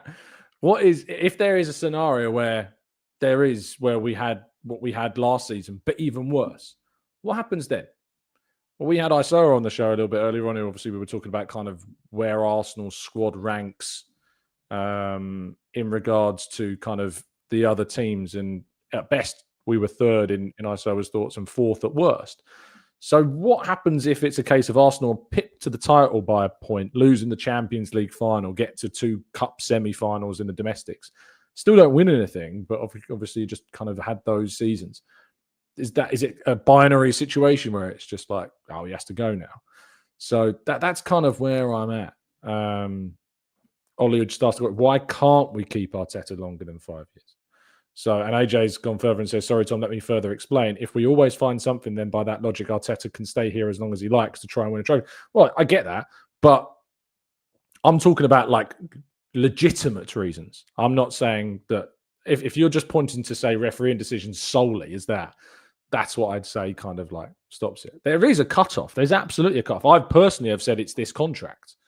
I've personally said I think he has to, in this contract, to earn the next contract, he's got to showcase some silverware. If he doesn't showcase silverware in this current contract that he has, it's very difficult to justify another one. Right, Bobby, is Bobby back yet? Let's see. Oh, we've got double Bobby. How have we done that? Oh no, hold on, we can have triple Bobby. Bobby, we've got 3 of you. I don't know how you've done that. That's incredible. I'll remove the other 2 Bobbies and check this is working. Can you hear me? Can you see me? You're not responding or laughing at my amazing joke, so I'm assuming that you can't. I don't think. I'm not. Oh, I think it's probably my internet, to be honest. It is, Bobby. It is your internet. The internet is bad. I think we got through the majority of our conversation, Bobby. It was the internet. I think we got through the majority of what we've said. I always recommend people use if you've got a laptop plug-in and join on StreamYard on there. That can be better. But I think we got through the majority of our chat, Bobby. It's always a pleasure to speak with you. Thank you for waiting, and I'm gutted that you waited patiently for the Wi-Fi to let you down. But thank you anyway. Leo is next in my lists. How you doing, mate? You good, Joel? Yes, my mic on? Yes, it is. Okay, yes. fine. I mean, mine's not half the time, so I don't mind you checking. Tell me how you are, man. I'm good. Having some trouble with my calf because I'm in preseason practice, and my coach is going kind of nuts. But fair play. Yeah, I've done a little bit of football recently, and I am feeling it. It's fair to say. It's one of those. Since we're pressed a little for time, I'd just like to make my point real quick, and then we could just kind of waffle on about until you get sick of me. So many people were like saying we should go back to season X and just play that tactic. I think people that say that don't understand how coaching and systems work. Like, elaborate. Systems evolve as teams evolve, and if we look back at the first good season, the one we brought Ramsdale in 21, like where we went 5th. This was the first really good season. 22. Yes, and Arteta was like establishing his style, and the next season we went in and we played like this amazing attacking, offensive, free-flowing football, and we smashed opponents, but we also lost like really stupid games, and you can just chalk up that season. West Ham and Villa, I think. I don't know Villa, but the Villa draw. Basically the last 10 games. And last 15, I think, to be fair. And you can just chalk that up to the team being inexperienced, the squad being too small, and you can't forget Arteta was a bloody young coach still in his 30s, still figuring stuff out himself. And then the next season he gave it a go again, and again finished second again, and we came so close. We were like 2 points in shot of Man City, and that's the point when you as a coach, you say to yourself, okay, we've done 2 runs at this with going at it like with style and substance, and going like what I want to do. It doesn't work like that because the opponents are just too good. So we have to adapt something. And the first thing you do, which Guardiola also did when Haaland came in, you get pragmatic. You roll back the style a little bit and you get a little bit more conservative, because nobody's going to ask you after the season if you win every game 1-0. Nobody's going to complain after that if you win the title, because that's how professional football works. So he rolls that back a bit and then just gets hit with an out of this world injury crisis. And it was out of this world. 27 injuries in the same and season. I think what Arteta has to do now, or what he's trying to do, is he's not mimicking Guardiola, but he's like giving himself more options. So if you look at the squad we've built now, you have basically 2 main teams. You can replace every position in a similar capacity. Of course, you can't replace Saka one-on-one. You can't replace Odegaard one-on-one, but you have the ability to gave him a game's rest or sub him off early in some games. Zubimendi has gone like 5 games playing 90. Okay, we take him off after 60, bring in Norgard. Against a team like Crystal Palace, he's still going to be good enough. Saka needs a breather, you bring in Madueke and stuff like that. And I think that's what's been missing the last years. And I've been on this show like quite sometimes, always said like we have no capacity to replace Odegaard. Odegaard is the one player that is responsible for all of creativity. Yeah. And if he gets played into the ground, of course he's gonna look weak at the end. And I think last year he had some trouble with some ankle. With some ankle issues is why he didn't take his shots. Do you think Waneri can be that guy? Not the guy to replace Odegaard, no. You don't. So it's saying games that Odegaard, we say rest him and bring Waneri into number 10 role. How do you think that changes us? What's different? I think Waneri and Saka and Martinelli are more the guys you bring in when you want to hit people on a counter. So when you are ahead and the opponents are pressing us and we're like in the last 15 minutes and the opponent's very high, you take off Odegaard, who you have for control, and you put in Waneri, you put in Madueke, you put in whoever, a quick, slick player who can take on 1 or 2 defenders at a time. You hit them on the break, you score the second one, and you break them. That's what Waneri can be. But in games where we have to play a low block, where we have to like really break down an opponent, and we basically play handball and not football anymore. You need someone that can just change the dynamic of the team. But I think with Gyökeres, you got exactly that one. You need more of an aerial threat. Okay, we bring in Havertz for Gyökeres. You need more like raw power, some physicality. We bring in Gyökeres. You need runs behind the opponent. Okay, we got Waneri, we got Saka, we got Martinelli. We need some more slick link-up play. You have Trossard. Okay, Trossard's probably on his way out. But you have Odegaard, you have Madueke, you have Havertz, you have Rice for that. And I think what Arteta is trying to do is make us unpredictable. The thing that broke us last year was our predictability, which came from not having any players. I mean, look at our bench in the latter half of the season. Like 5 defenders and some kids. That's ridiculous. Yeah, we were short. Like the way how short we were was mad. But now the thing is that we're not short. Well, I know that, and to be fair, I know we've had some injury issues this summer, but Gabriel, Calafiori, Timber, the expectation is that they'll be ready for the season, or not ready, maybe not ready, match fit ready, but they'll be back and available for selection to a certain degree. We don't know about Trossard's situation yet. There's not going to be a press conference this week, to my knowledge, so we won't hear from Arteta until after the game with not a pre-match press conference. There'll be a post-match one. So we'll first be able to get some insight, I guess, on Wednesday afternoon next week. But for me, this season it's as I said, I think in the first call, it's about evolution, Leo, this year. It's about Arsenal going to another level. Now, pre-season is not the time where you see if you're at another level. I've seen Arsenal have pre-seasons where they've blown teams away and they've not followed that up with any kind of inspiring league form. So it needs to happen. At Old Trafford is the first game where I think we get. I think these next 2 games at the Emirates. I like the fact we play pre-season games at the Emirates. I think it helps us, and so those 2 games are going to be telling. And we'll also get to see Gyökeres a bit more, and we'll get to see Madueke, and we'll get to see some other players. And who knows, maybe Eze will be coming in the next however many weeks. We'll see. But I think it's about going to that next step. I was asked a question earlier, what needs to change for that to happen? I think it's the zip. I think it's the practice. What was the word? The handbrake off that Garrett used earlier. That, I think, Leo, is what we need. What does that look like for you? I think that's like pretty... I don't know the English word. It's like a statement you can make, but what does that mean in effect? Like take the handbrake off. Like that implies we have played with handbrake on the last. I don't know what. Yeah, I think it means that like we've played with too much control. There's not been enough chaos. There's not been enough variety. There's not been enough uncontrollables within our dominance. Yeah, and I think with the players we brought in, we probably can achieve that. We can switch our entire team dynamic with 2 changes. Okay. You take out Ødegaard, you take out Martinelli, you bring in Madueke and Wanero, you have a completely different dynamic in the game. Yeah. You swap out Rice, bring in Havertz, suddenly you have two strikers. And I think that's the thing we are trying now, and that's what we are going for, that Arteta can completely adapt to an opponent what they are doing, and we don't have to just, okay, we got our style, we play our style, we either win or we don't. Because that's the approach young idealistic coaches take. I'm going to play my system, and either I'm going to go down swinging or I'm going to blow them away.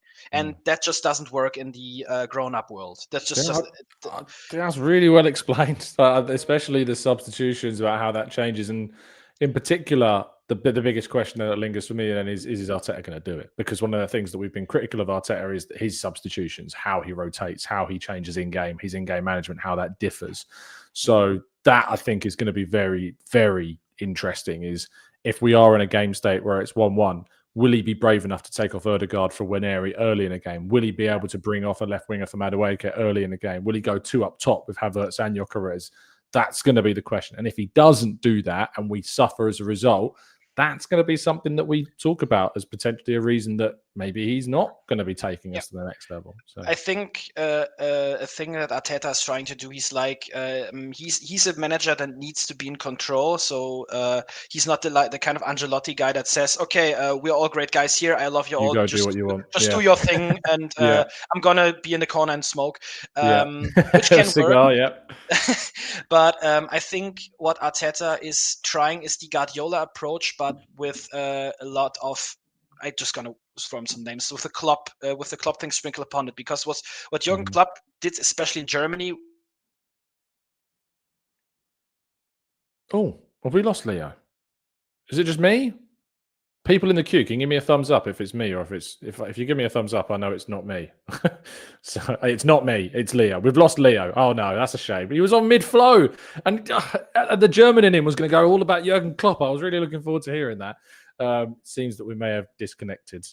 Sorry, Leo. He's just frozen on us. That's a shame. If he comes back, we'll be able to get it on. But I am conscious of the time, so I am going to move on to the next caller. But I think the biggest takeaway, what Leo was saying there, for me, was those substitution things. The changes he was talking about, that was really good. The really good analysis around Waneri and Madueke coming on for Martinelli and Ødegaard, and how that changes us, or if you go two up top. That was a really interesting. It's made me think. It's made me think about what I might write about tomorrow. In fact, I always use you as inspiration for articles. Sydney is our next caller. How you doing, mate? You good, Joel? Take yourself off mute, and we'll be able to hear what you're saying. How you doing? Yeah. Hi, Tom. I'm good. And you? Yeah, very good. Thank you, mate. What is it that you would like to talk about today? I don't even know where to start, because it's quite a lot of everybody has had a lot of things to say so far. I think you and I spoke a couple of months back, and I think we're talking about the whole transfer market, how Liverpool was buying this and that, Chelsea, Manchester City, and all that. And I kept on saying we can't compare ourselves to them and whatever they're doing. And come July, we've signed 6 good players in there. So the question now is, why are people still complaining, still moaning? And people are like, yeah, we still want Eze, we still want Rodrygo, we still want this, we still want that. Yeah. But I think new toys, mate. That's what we want. Shiny new toys.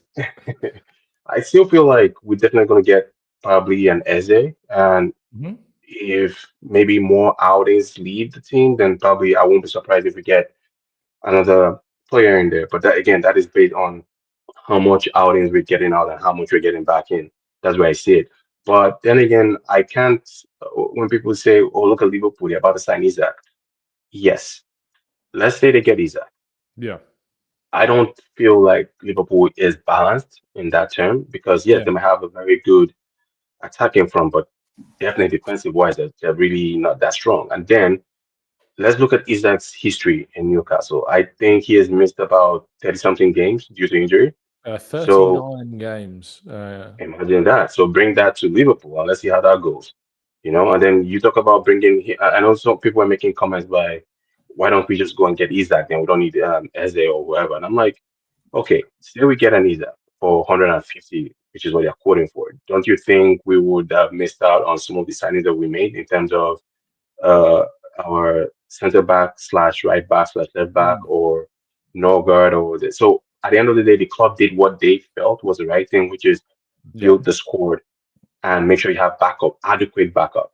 Because some people come up, like I know some people were saying about the whole substitution situation. Okay, last season we didn't have any good substitution bench for Arteta to say, okay, I'm going to take this guy off and bring this guy in.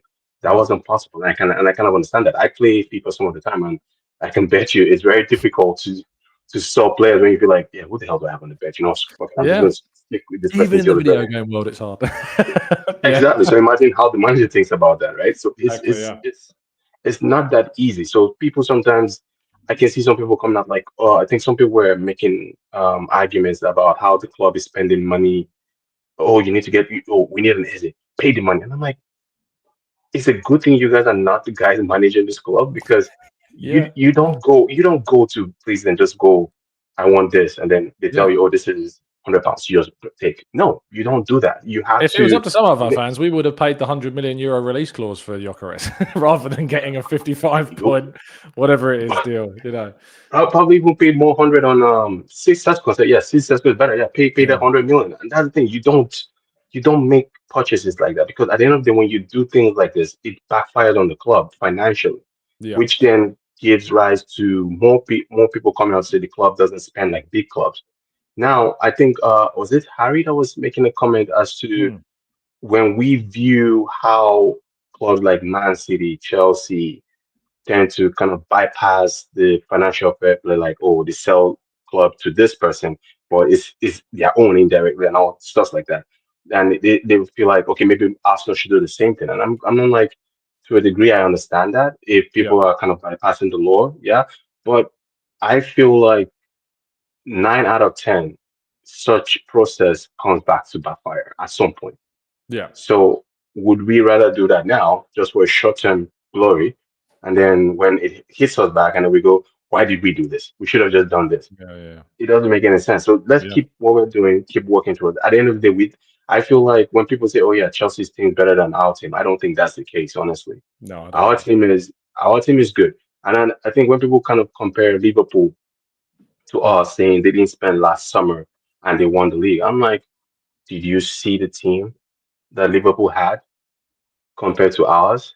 And then when you compare to ours, compare the injuries though, not just the team, the injuries that came during that season. Liverpool had a more than a good squad players to win the league, no matter what happened, even if they didn't buy anybody. We didn't have that luxury. We had injuries that even compounded that luxury at the same time. So when you compare and say, okay, Slot did a good job. Yes, he did do a good job because he had a good team.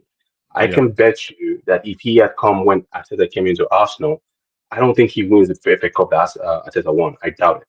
I don't think he does that much without enough players coming in. People fail to understand that Arteta and Edu did a good job in terms of how they built up the team to where they are now, where we are competing, not just for survival. We're actually competing for that title in the Premier League. And when you look at, I think someone's making the argument like, okay, look at how much City is spending, how much Chelsea is spending, how much Liverpool is spending. And I'm like, okay, yes, the money is good that they're spending a lot, but you have to look at what they've achieved to help them, enable them spend those kind of money. We haven't gotten there yet. We are not, for example, look at Liverpool. They sold, is it 3 or 4 players, and they've made up the money that they spent on Verts, if not we change on that. Right? So that is a good Diaz have basically paid for well, not Verts, but they've paid for Ekatike. No, I mean if you sum all the money, I'm just rounding because I think Verts is kind of the highest spent, which is 100 and something. So if you add up all they've sold, so if you add up all they've sold, it's pretty much close to that, even though we change. So when you look at that, how much have we sold? How much have we made? Not that it doesn't dent anything. Exactly. So it doesn't do anything on our side. So you have to understand why the club isn't spending it. And I think people fail to understand is I don't think the club is not willing to spend. It's just the restriction on them to make that kind of spending. That's just what it is. So they have to be smart about how they do business. So not everyone wants that's always the nuanced conversation, is that people aren't willing to see, or people aren't willing to admit that that's the case, because they want to put themselves in the shoes of the club and be like, if I was in charge, we'd just do this, this, and this. And the reality is you wouldn't, because if you did that, we'd be screwed. We'd be absolutely screwed. So I won't be surprised if it was always mad. I won't be surprised if you give them that say, okay, you know what, be Berter for 1 week. I'm sure if they're in that position and they look at how much he has spent, they go, I would not have made this money because I don't think we have it. How are you making this purchase? It doesn't make any sense. We don't have the money for it. Yeah. And that's the thing. You have to understand that we are just outside seeing what is inside. And then when people look at what do you call it? The media, all the news that comes out, oh, Arsenal did this, Arsenal said no to this person. Now I'm like, how many of those news are actually true? We don't even know the facts. We're not in the middle of that conversation. Okay, this is what happened. So whatever the media says, we just take it and interpret it for ourselves. Just for those who want the negative outbursts of, oh, Arteta out, he's not doing anything, or the club isn't doing anything. So they pick the negative and just focus on that, which to me is kind of it's very. There was an argument, I believe, when someone was arguing Unai Emery is better than Arteta. I'm like, okay, where's your facts? Let's see how that works. He's in Aston Villa. Is he in Champions League now? Nope. Did he qualify for Champions League the previous season? I don't think so. Funny so, that. So yeah, and then where did he finish? Where did he finish in Champions League? So these are the things you look at. So how is he better than? Yeah, he's not. It's just Emery's just a buzzword for those that hate on Arteta. Like they come around, players come around, managers come around. It's just their cycles. They come and they go. But who remains? Exactly. Arteta remains, and he remains above them and achieving more than them, and that's just how it is. But that's online trolling. Anyway, Sydney, thank you so much for your call, man. Really appreciate your time. Really good insight as usual. Enjoy the rest of your day, man. You too. Thank you. Thanks, mate. We'll do a quick update on the queue. Obviously, I did put the queue in the chat box, so you should have seen where your placement is as well of those, of course, who are with us. So King is up next, then Dinny, then Southport Gooner, then Sky, and then if we've got time at the end, we'll try and get Wale in as well. King, mate, how you doing, man? You good? You well? Yeah, I'm good, Tom. It's been very long. It has been long. It has been long. How are you? How's the family and all that? Yeah, the family's great. How are you? How's your wife? How's the summer been for you? Yeah, good. Yeah, no, summer's been good. Went away to Canada. That was fun. Had a wedding with not ours, but we had that a while ago. But we went to another one. That was good. But yeah, it's been productive summer. Yeah, just keeping my head above the parapet just enough, I think. So yeah. But tell me how you've absorbed Arsenal and what is it that's caught your eye and your attention really. First of all, I'm very excited about the summer transfer window. It's been very un-Arsenal-esque. Yeah. It was funny because at the start of the window, I saw a lot of comments on X, so I'm not feeling Bertha. I don't think Bertha is the guy. Yeah. And here we are, in August. Almost nearly like I can say the words, I've told people so. you know, it is what it is. Go on. And it's not just the players that he signed, but also the renewals and the renewals that are coming. Yes. So all in all, like the players, they are excited. The coaches, the coaching staff, everything around Arsenal seems very exciting. And when you listen to the interviews now, the way that the players speak, it's like we are ready to win now. Whereas before you would hear maybe Saka, maybe Jesus, but now it's like every player, like we're ready to win. We're ready to win. The players that come in, we're ready to take Arsenal to the next level. And I feel like with the squad that we have, I'm not saying we do have the best, but we have the most balanced squad for me, definitely. Like I don't see any other team in the league that has a balanced squad like Arsenal. Like when you look at Liverpool, for example, I think a lot of people forget this, that rest in peace, Diego Jota. He's not there anymore.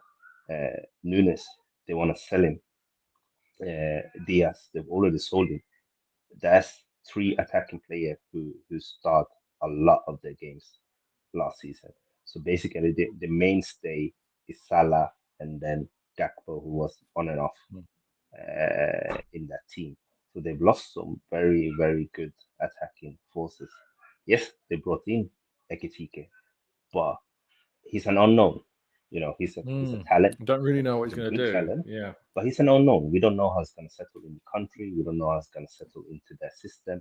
and we don't know how it's going to collaborate with Salah, and it's the same with Vats, and then they don't really have a natural left winger. They have Gakpo who can play there, but they other than that, they have no options on the wings. Like if something happened to Gakpo Salah right now, they don't have anyone who can play there, basically naturally in slot system. Yeah. So I think with Liverpool, I think a lot of people are overrating their window because they bought the fancy and shiny toys. But I thought they were gonna buy a DM. I thought they were gonna buy centre backs, and they haven't done that. So until they do, I can see clear issues with their squad. And with Man City, again, they've lost one of the best players that ever played in the Premier League, in Kevin De Bruyne, and they've replaced him with a player who comes from the French league, who again is a talent, but is an unknown talent with Shaq. We don't know at what level or capacity he will do. They still haven't found a good backup for Rodri, and we don't know how good Rodri is after the ACL with his age. So I feel like they're unknowns with all teams, and I feel like there's really excitement because I feel like Arsenal, with the squad that they built, they can really go and win this because now at top we have Gyökeres and Kai Havertz. And if you go back to the season that a lot of fans feel like when we were very electric and good, behind Jesus, it was Eddie Nketiah. On the wings, the only option we had was Reece Nelson, and that was for both Saka and for Martinelli. Behind Odegaard, we had no one. Behind Granit Xhaka, it was like Sambi Lokonga. Behind Sinchenko, it was like Nuno Mendes, Nuno Tavares. Sorry. So the squad I wish that we we had have Nuno now, Mendes. That'd be great. yeah, but yeah. So my point is that I feel like there's too much negativity on the trajectory of the club. I understand eager to win title. We Yeah, want to 100%. win, and of course, I want to see Arsenal win. But I believe that before we've had a winning 11, now I feel like we have a winning squad. And now let's see what Arteta can do with this squad because I do feel like it's good enough to not just win the league but to actually compete on multiple fronts. Yes, there are question marks with especially on the left hand side, but we haven't seen what Subimendi and Gyökeres and Madueke when they're up to speed playing games change because Subimendi is different to Thomas Partey. He's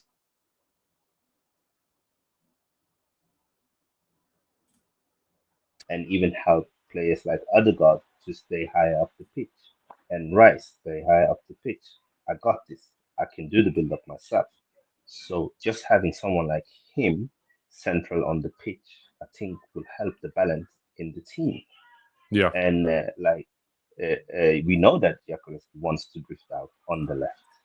We know that Madueke is a dribbler who can stay with, who can play on the left, who can play on the right. So I'm not as worried and concerned as many others are. I trust the team, I trust the players. I feel like you don't finish second 3 years in a row if you're not one of the best teams in the world in Premier League. Like it's not coincidence, it's not No, it's not. Like we used to hear that, oh, this was the only year you're gonna compete.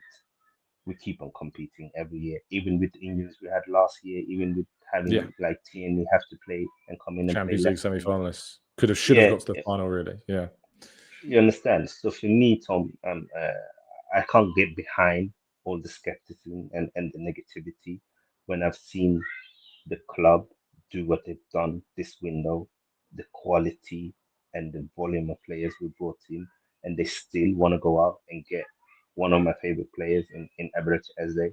And I just want to say this on Eze. I know a lot of people wonder where is he going to play. And in modern day football, attackers play in multiple roles. Where does Bernardo Silva play? Well, sometimes it's a 10, sometimes it's on the wing. Where does De Bruyne play? Where does Foden play? Like Even Verts for Leverkusen, sometimes it was left wing, right wing, number 10 behind the striker. Like that is what good footballers do more often than not. We have very few specialists nowadays, because even Bukayo, because he's so good on the right, that's why he played it. But people forget that he was a left winger before he was a right winger, and he was playing at a high level on the left wing. So for me, Eberechi Eze, he can dribble, he can pass, he can shoot, like he scores goals, he's brave, and he got that burst. Yes, he's not like a top speed runner like a Martinelli, but he bursts past players. Like I think people underestimate how good he has played on the wing as well for Palace. And also, that for me, King, is the main thing about Eze, is that people pigeonhole him into this attacking midfield role. He is, without a doubt, for me, more naturally gifted in the middle. There's no doubt about that. But that doesn't mean he's not good in those other areas. And that's kind of where I'm at with Eze. And also, like people say that, but we only play with inverted fullbacks. But but that's because Martinelli is a wide playing winger. Inside forward, Yeah, so when you look at, for example, with managers, they can change it around. Like Calafiori can play overlapping left back. He's done it before, and he can do it. He has the physicality, he has the running power, and he's left-footed. So if we need to make a system change, we can do it. We've seen Arteta change system multiple times. I think we've seen it. So I think it's about now we need to see it more proactively in game as well, where he makes those changes. We were talking earlier about Waneri and Madueke and how they change and how Havertz gets used. If we go double up in the centre forward area, that's something I think that it's going to be intriguing to see how threatening we become. But King, I'm only wrapping up because of the time. Thank you, mate, for your call. Really appreciate it. Take care. Take care, pal. See you later. We've got 1, 2, 3, 4, 5 callers left. We've got Denny, then Southport Gooner, then KB, then Sky, then Wale. Sorry. So let's get on with Denny now. How you doing, mate? You good? You well? Not the bad, Tom, yourself? Yeah, good. I'm just gonna. I think I can take your volume up. There we go. What is it that you want to talk about, mate? What is it that's caught your attention? Yeah, like for me, I feel like everybody's been excited prior to the transfer season, and then we got a bit frustrated with the time it took. But the overarching thing for me, again, as you said this morning, it's not, as James B also said, it's not about the players. It's more so the tactics that have been displayed by the coach. Yeah. And another thing that is very screaming to me at the moment is, from last season especially, is that the immaturity of Mikel Arteta in terms of being, when you look at other managers, he's still young in his job. He's still an. It's screaming, like when certain things, we see it as fans, and it feels like it's not that he doesn't see it, but he doesn't know how to. It's either articulate to his players or be transparent of how to deal with certain situations. Like we all know, like what makes a Kevin De Bruyne or Rodri great players as they are, is that the fact that it regardless if the team is sitting back, those are guys who can do something outside that low block, outside the box. They can have. We don't have that player. That is not that guy for us. Who is that guy? We don't have him. But who could be that guy is what I meant, sorry. Like, who is it that you think we could bring in that could be that guy?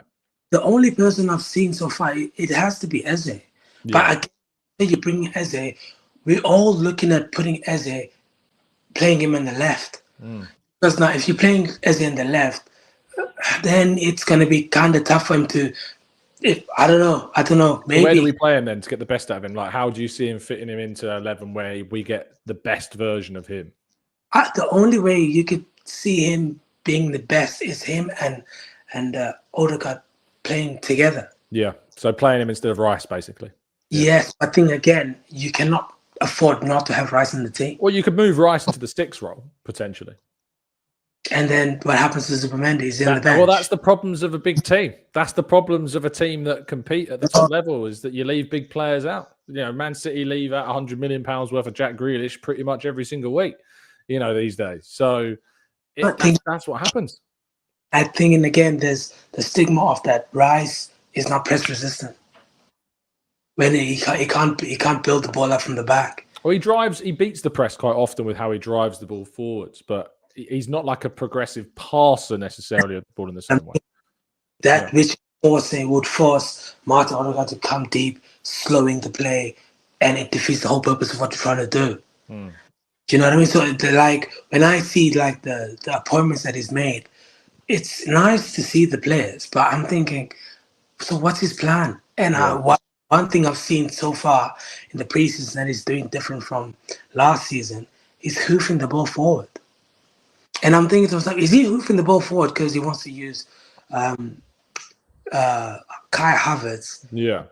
I don't think it's that. I think he's trying to use it into wide areas.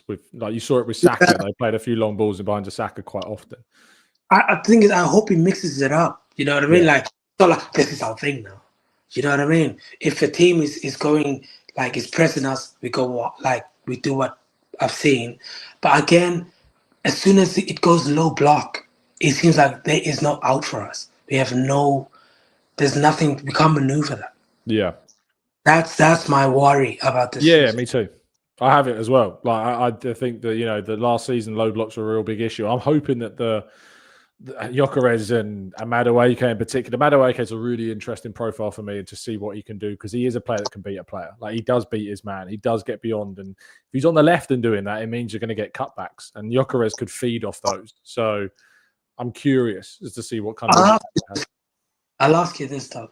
Yeah, go for it, man. You, from the second finished we had, to what is your... how confident are you in Mikel out of 10? From the first we had. In the context of him being a guy that can win us the Premier League, that kind of confidence. I'm on a 7.5. A 7? 7.5. So you still think you can do it? Yeah, I do, because I've seen us come very, very close in 23-24, 2 points off. And I think if you genuinely swap coaches, Liverpool, Arsenal last season, I think Arteta would have won it with Liverpool last season. It was purely because of their availability of the players that we just didn't have. That was the difference between us and them last season for me. So yeah, I do. I do think he can win the Premier League. You need a bit of luck, as any manager does. You need a bit of luck to have the players available. You need your players to work. You need them to turn up. But I do think that he's created a squad and a team that can do it. The doubt in me is the 2.5 that's missing for me to go and say 100% he can do it. Yeah. It comes from the kind of lack of the zip and the handbrake off, and the control freak nature of Arteta at times, where he's not willing to be risky enough for me at times to do it. Because when you can see a team, they almost in the edge of, okay, you can finish this team off. I feel he's like, all right, lay off. Now I'm like, finish him off. Yeah, I know. I do get that. That conviction of kill them. Just go and... Yeah. I feel like to him it's more philosophical. Where are you at then out of 10? Me? Yeah. I'm where you at. I fight at work with all my workmates 24/7. Yeah. They all Liverpool fans and I don't care. Yeah, I get it. It's when I think about it, I was like, when it's all said and done, I am concerned seeing him, some of the things he does. For me, the Madueke appointment did not make sense. The persisting to put Rice in such an advanced position, honestly, didn't make sense to me, because you're trying to put circles in square pegs. What are you doing? Why can't you take a player that is really good at something and just utilize him for that? Why do we have to put Marina at fucking, you know what I mean? Or why do we have to put Calafiori at left back? Why do you have to put Miles at? Because and another thing, Miles, I'm not gonna lie, I love the kid, but I feel he hasn't really hit his stride yet. Hopefully, he turns it about. Well, if he's not hit his stride yet, he's a hell of a player. We've still got to come from him because he's I know. for me some fantastic performances. He's a very good player. Very good. But again, it's just one of those things. Like, why can't you just play players where they belong, man? Why do you try and be a scientist? I think you raised some really strong points, Denny, and a lot that I agree with. In the themes that we've talked about today, and I think there's a chance Madueke proves you wrong, and I guess we won't know. There's no debate there to be had yet because we haven't got any evidence to know what's going to happen. So, Tom, I'm not sorry, Tom. I'm not saying about Madueke as if like why. No, you're just saying 50 million quid. You're like, could that have been spent differently? And again, if you want a left winger, fucking go buy a left winger, man. Don't go buy who's a right winger and mix them up and put it. That's what I'm saying. I hear you, man. I hear you. Anyway, Dilly, it's been an absolute pleasure. Thank you so much for your time, man, and your energy. Appreciate it. Speak soon, man. Sophie in the chat says, make sure you subscribe to the Highbury Squad people if you've not done so already. Says, played with the handbrake off for 2 seasons. What changed? Since we lost in the last second to Man City, everything changed. We started playing not to lose rather than trying to play to win. And I haven't got anything back to that. I think she's spot on. Our last few listeners have been very patient, so make sure you give them a lot of love in the chat box. Southport Gooner is up first. How you doing, mate? You good, you well? Not bad, Tom. Not bad. Can you hear me okay? I can hear you perfectly, mate. How are you? Yeah, good. I've said that already. I've asked you twice now. I just clearly care so much. That's what it is. Tell me, man, what is it that sparked your need to come on and have a conversation about Arsenal? It was a lot of talks being about Ethan. Yeah. I see your little subtitle there, Dalman, Ethan and Eze. Yeah. Yeah, it's obviously, if we're bringing Eze in, obviously Arteta, I don't know if it's just the 3 games, but it'll be very interesting to see the next 2 back at the Emirates, whether he turns to Dalman again. Yeah. And I just wonder, if we bring Eze in, where does Ethan get their minutes from? And does he... Do we put him out on loan to get some serious minutes at someone like Fulham? Yeah. Well, now he's signed a 5-year contract. Let's say he stays, this season. Like, obviously, we bring in Eze and he doesn't get minutes. He 4 years left on his deal. You'd be looking to say, can we send him on loan? Like we sent Smith Rowe on loan. Went to Leipzig, went to Huddersfield, did well. Specifically at Huddersfield before he came back and then got integrated. So yeah, I agree. But is it worth taking that risk? Is it worth going and getting an Eze? Even if it means it limits how much minutes Ethan gets. Yeah, well, it depends on how he's going to utilize. I know he's young, and everyone's obviously got the Rio Ferdinand comment. Is he the best player in Europe? Probably the best 15-year-old in the world. Yeah. And I've heard the word handbrake. Yeah. About Take 4 or 5 times. Yeah. And Max has shown that over the last 3 games. He's the only player that's literally taken that handbrake off in the last, he only played, 22, 23 minutes against Tottenham. But previously, even then 22 minutes, you could see the handbrake was off. Yeah. He just, whenever he got the ball, it was, his instinct is just go, make something happen. Like, it's not, if I pass here, what's going to be the ramifications if we lose it? It's not, if I make this run, am I exposing myself? It's just, I've got the ability, I've got the confidence to go and make a move, to make a play, to create a chance, to have a shot. And I've got, the ability that matches the confidence. And we need more of that, which is kind of why I like the idea of Eze, because I also think he's one of those players as well that just, makes stuff happen. He's a make stuff happen type of player. But Dalman's going to be very interesting this season to see how much he gets, because he's 15 is stupid. Like, what he's doing at his age is a joke, quite frankly. I mean, I've been following him for probably 18 months now. Yeah. Obviously, George Bird on X. Yes. Yeah. And I was tweeting about Max Dalman about 18 months ago and watching him. It's like, it's just not possible that someone of that age could do that. But I thought when he come on pre-season, I thought, is he going to... I think he's going to struggle here. Yeah. But Joe Linton's going to body him. The way he's just literally come on the pitch and absolutely zero fear, ball carrying. I mean, I'm really looking forward to seeing Noni, because he's one of the best ball carriers there is. Yeah. And he has that sort of no fear mentality as well.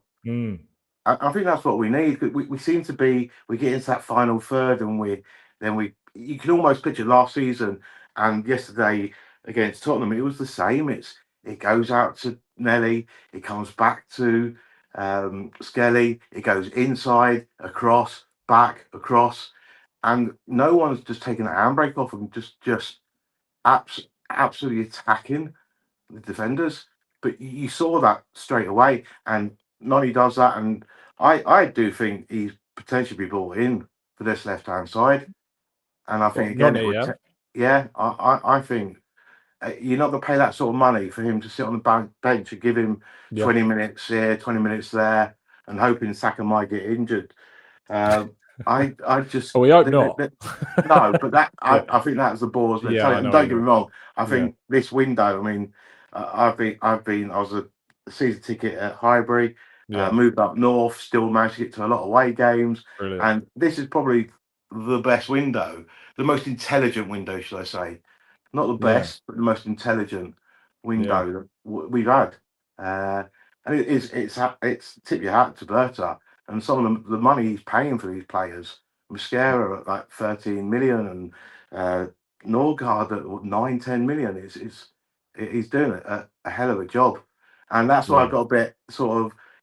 I'm like you, Tom. You use these platforms and you just think of these. I call them plastic fans that just want to just go at Arteta, go at the club. We've been near perfection for the last 3 seasons. And last year was totally out of our hands with the injuries we had. So I just think with the point for the call was I would like to see Ethan go out on loan. Get some serious minutes. I think someone asked you either this morning or yesterday morning, do you think Max would get 1,000 minutes? He's not going to get 1,000 minutes and Ethan get 2,000 minutes. That's just not going to happen. No, it's not possible. It's not. And at this stage, as I said, the interesting thing will be the next 2 get friendlies, who he turns to, because we don't know why Ethan didn't get any minutes yesterday. Yeah, it was weird that. I thought it was really strange. I didn't really get that because I feel like we needed something different and he would have brought that and he didn't bring him on. It was a really odd one. Unless he's got a knock and we don't know and they didn't want to risk him. I don't know. But yeah. That's where the next 2 games will. Is it who he turns to? Is he going to turn to Ethan or is he going to turn to Max Dalman? It's going to be really interesting to see who he turns to because he obviously has a lot of faith in Dalman, a hell of a lot of faith. He does. Yeah, I think he's going to come off the bench in a fair few games in the first half of the season. Now, I don't think he's eligible to play in the Champions League until he turns 16, but he should be starting those cup games from that little bit. It was rare you can be that committal to kind of a player of that age, but like he should be starting some cup games at least, and who knows what's going to happen in the league. Thank you, mate, so much for coming on the show. I really appreciate it. Can I just quickly ask? Are you from Southport? Obviously, that suffered the awful. Yeah. How's the community? I know it's been about a year. It's back to how it was really. It was just a few days of absolute madness. Literally a quarter of a mile from the house. It was. Unfortunately we knew people. I'm so sorry, man. With the kids. So, but yeah, it's back to normal and the chaos. I'm really glad that it's recovered. As I said, I thought I saw it was like the year anniversary, I think, of the attack, and I was I was always curious if that was indeed where you were now. But thank you, man, for coming on. I really appreciate it. Thank you. Cheers, John. What's your name, by the way? Do you mind telling us your name, or do you want to keep it to yourself? It's Scott. It's Scott. Scott, nice to meet you, Scott. Pleasure. Cheers, Tom. See you later. Bye. Lovely stuff. We've got 2, maybe 3, I think, left. We've got KB up next. How you doing, man? You good, Joel? Good, Tom. Can you hear me properly? Yeah, I can hear you fine, mate. Perfectly clear. Oh, beautiful. Yeah. Before I want to talk about Arteta, but before I get into that, I just want to thank you for being level-headed. Oh, thanks, man. Because every time I go on like Twitter or X, it's always crazy, and I always run to your page and everything, just to calm my nerves down and like the whole chaos on the timeline. I'm glad that we do that for you, man. I'm glad that's it's not like we're trying to do it on purpose. That's just how we are. So X is a crazy, horrible platform, to be honest, most of the time. So I'm glad you found some normality here. So yeah, talk to me about what you've obviously been listening. You've been listening to what everyone has been saying. What's really stood out for you as a kind of a key point? Like for me, for Arteta, it's like more looking at what he's done and to where he is now. Because I remember when he first started, I was telling my friends that I'm giving him like 5 years before like he wins anything. But then if we struck gold, he won the FA Cup to begin with, like bought himself a bit more time. But like the work he has done, like with just shifting the culture of the club, like I've fallen in love with the club again. Like I'm so passionate about it now. Yeah. So like he's really, really shifted that for us. Like we can't really like look down on that, like what he's done. And then like the play development that he's been doing as well, from like Saka, Martinelli, Ben White.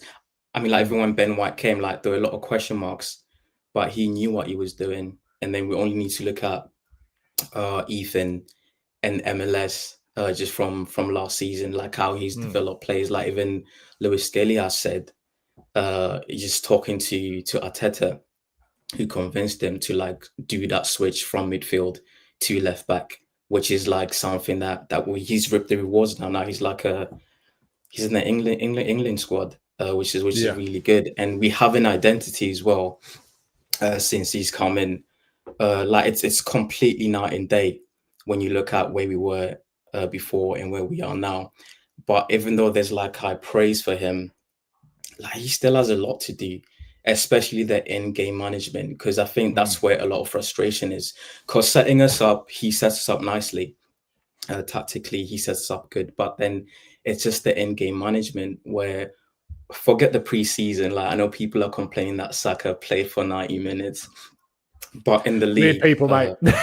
Honestly, that was like the one for me that I read that and I think it was, you just go on your phone, you read something, you just close the app down like that. That's enough for me. I'm done. Yeah, I'm done with this app today. I'm not ready to hear any more of that. Yeah, but and like thing is, like we had that a lot last season, where players will be like staying on for longer. With Saka, we had no replacement, but now we got Noni coming in. Yeah, I think we had like Ethan is always covering as well, but I think he got that injury, which kind of like hindered him as well from covering when he could. But we got Noni now to cover. We'll see what's going to happen with that. So hopefully, like he's learned a lot. I mean, if we see it, surely he can see it. That I need to work on like in-game management. Just keeping players on too long. You? Yeah, but there's some things I look at with Mikel and I'm just like, I've known that this is an issue for a long time, and it's still an issue. Yeah. The handbrake off stuff's definitely something I want to ask him about. But it's like this season, as I've mentioned, it's been a theme of the show. KB it is evolution this year. It is about how is this team going to change? How is it going to go to another level this season? And if it doesn't go to that next level this season, if there isn't the same issues we had last season, then there's got to be some questions. Yeah, there's definitely got to be some questions. Yeah, exactly. Because like I think with last season, we were just so unlucky, like from injuries, decisions going against us, and like Liverpool were fortunate. Like everything just went their way. Availability, like being the main thing for them. Like we have been unlucky, like the past 3 seasons, with just how we ended. Because I remember like the Reece Nelson last minute goal. I thought we were going to win it. There, man. It was incredible. It was unbelievable. Oh mate, like I'm in the press box, so I don't have the opportunity to celebrate, but I did. So there was laptop was in one hand, fist in the other hand. Like it was crazy, absolutely. Yeah, crazy. Like I thought then that we're definitely going to do it. We've had like moments we can see it that we're just missing just something. Whether it's, I mean, we can't have excuses with the players now because he's brought in the players. Whether those players will be the right ones, we're yet to find out. But end of the day, Arteta's out of excuses now because this is the team that he's built. I think somebody like mentioned that only, I think a few players, the squad is his. Everybody else, like just Saliba, Saka, and Martinelli. They're the only ones he didn't sign other than youth players that have come through, obviously. But look, that's what I wanted from this window. I always said, I still think I want one more, and it sounds greedy, but I do think we need one more, especially where City and especially Liverpool have reinforced. I think we need the Eze, but I wanted this window to make it so at the end of the season, if things haven't gone the way we want or we believe should, you can only point at one man. That's what I wanted from this window, and I couldn't do that last season. There was too many things that didn't happen to allow that to be the case. But this summer, last summer was terrible. Like it was a bad window. I definitely misjudged the window. There's no doubt about that. I definitely didn't recognise how bad it was at the time when it finished. But this season, there's no doubt in my mind that if we get an Eze in, it's been a minimum 9 out of 10 window if Eze comes in. So. In my view, anyway, I don't know what other people think. But KB, what an absolute pleasure to chat. Thank you so much for being patient and waiting. I really do appreciate it. Yeah, it's all right. Thank you, Tom. Thank you. Thank you for listening. And thank you for everybody else tuning in as well. We've got a couple more calls. Sky is up next if he turns his webcam on. There we go. And how you doing, man? You good? You well? Hello, Tom. I'm a big fan of yours. I've been listening for 3 years now, and I'm finally 18, so I can finally call in. Oh, brilliant. Nice. He's been waiting, like Ethan Wenner, to sign that professional contract. In fact, I think his birthday is only like 3 days before mine. So, and I have the same birthday as Arteta. Is it March? Yeah. I want to say March, right? Yes, March 26th, Yeah. Nice, man. Fantastic stuff. By the way, I'm a big fan of what you've been doing. Thanks, man. You've brought me through a lot of tough times, and I really love your work. And it's 2 a.m. right here. I'm still studying, and where are you been based? waiting for this for a long time. Singapore. The flag Singapore. behind me from Did you go to the games? Yeah, I went to the game. It was fun. Went to a Newcastle game. I was kind of scared when we went 1-0 down. Oh, that's great. Yeah. Oh, that's brilliant. I was I heard the atmosphere was very good, and it was, Singapore is. I wished I was. I really was gutted that I couldn't go out this summer. But it's okay. I managed to find Andrew from Gunner Blog. Yes, Arsblog. Yeah, and Elliot from the Vision. I keep forgetting the Vision. Yeah, the Vision. Yeah. Nice. Oh, brilliant. That's great. Oh, it sounds like you had a really good time. So tell me, man, what is it that you've been listening to and that's sparked your intrigue today? So it's currently the 4th season that we are sort of in the contention for the Premier League title. And I think we look at, compared to previous seasons, we are not as confident as we were previously.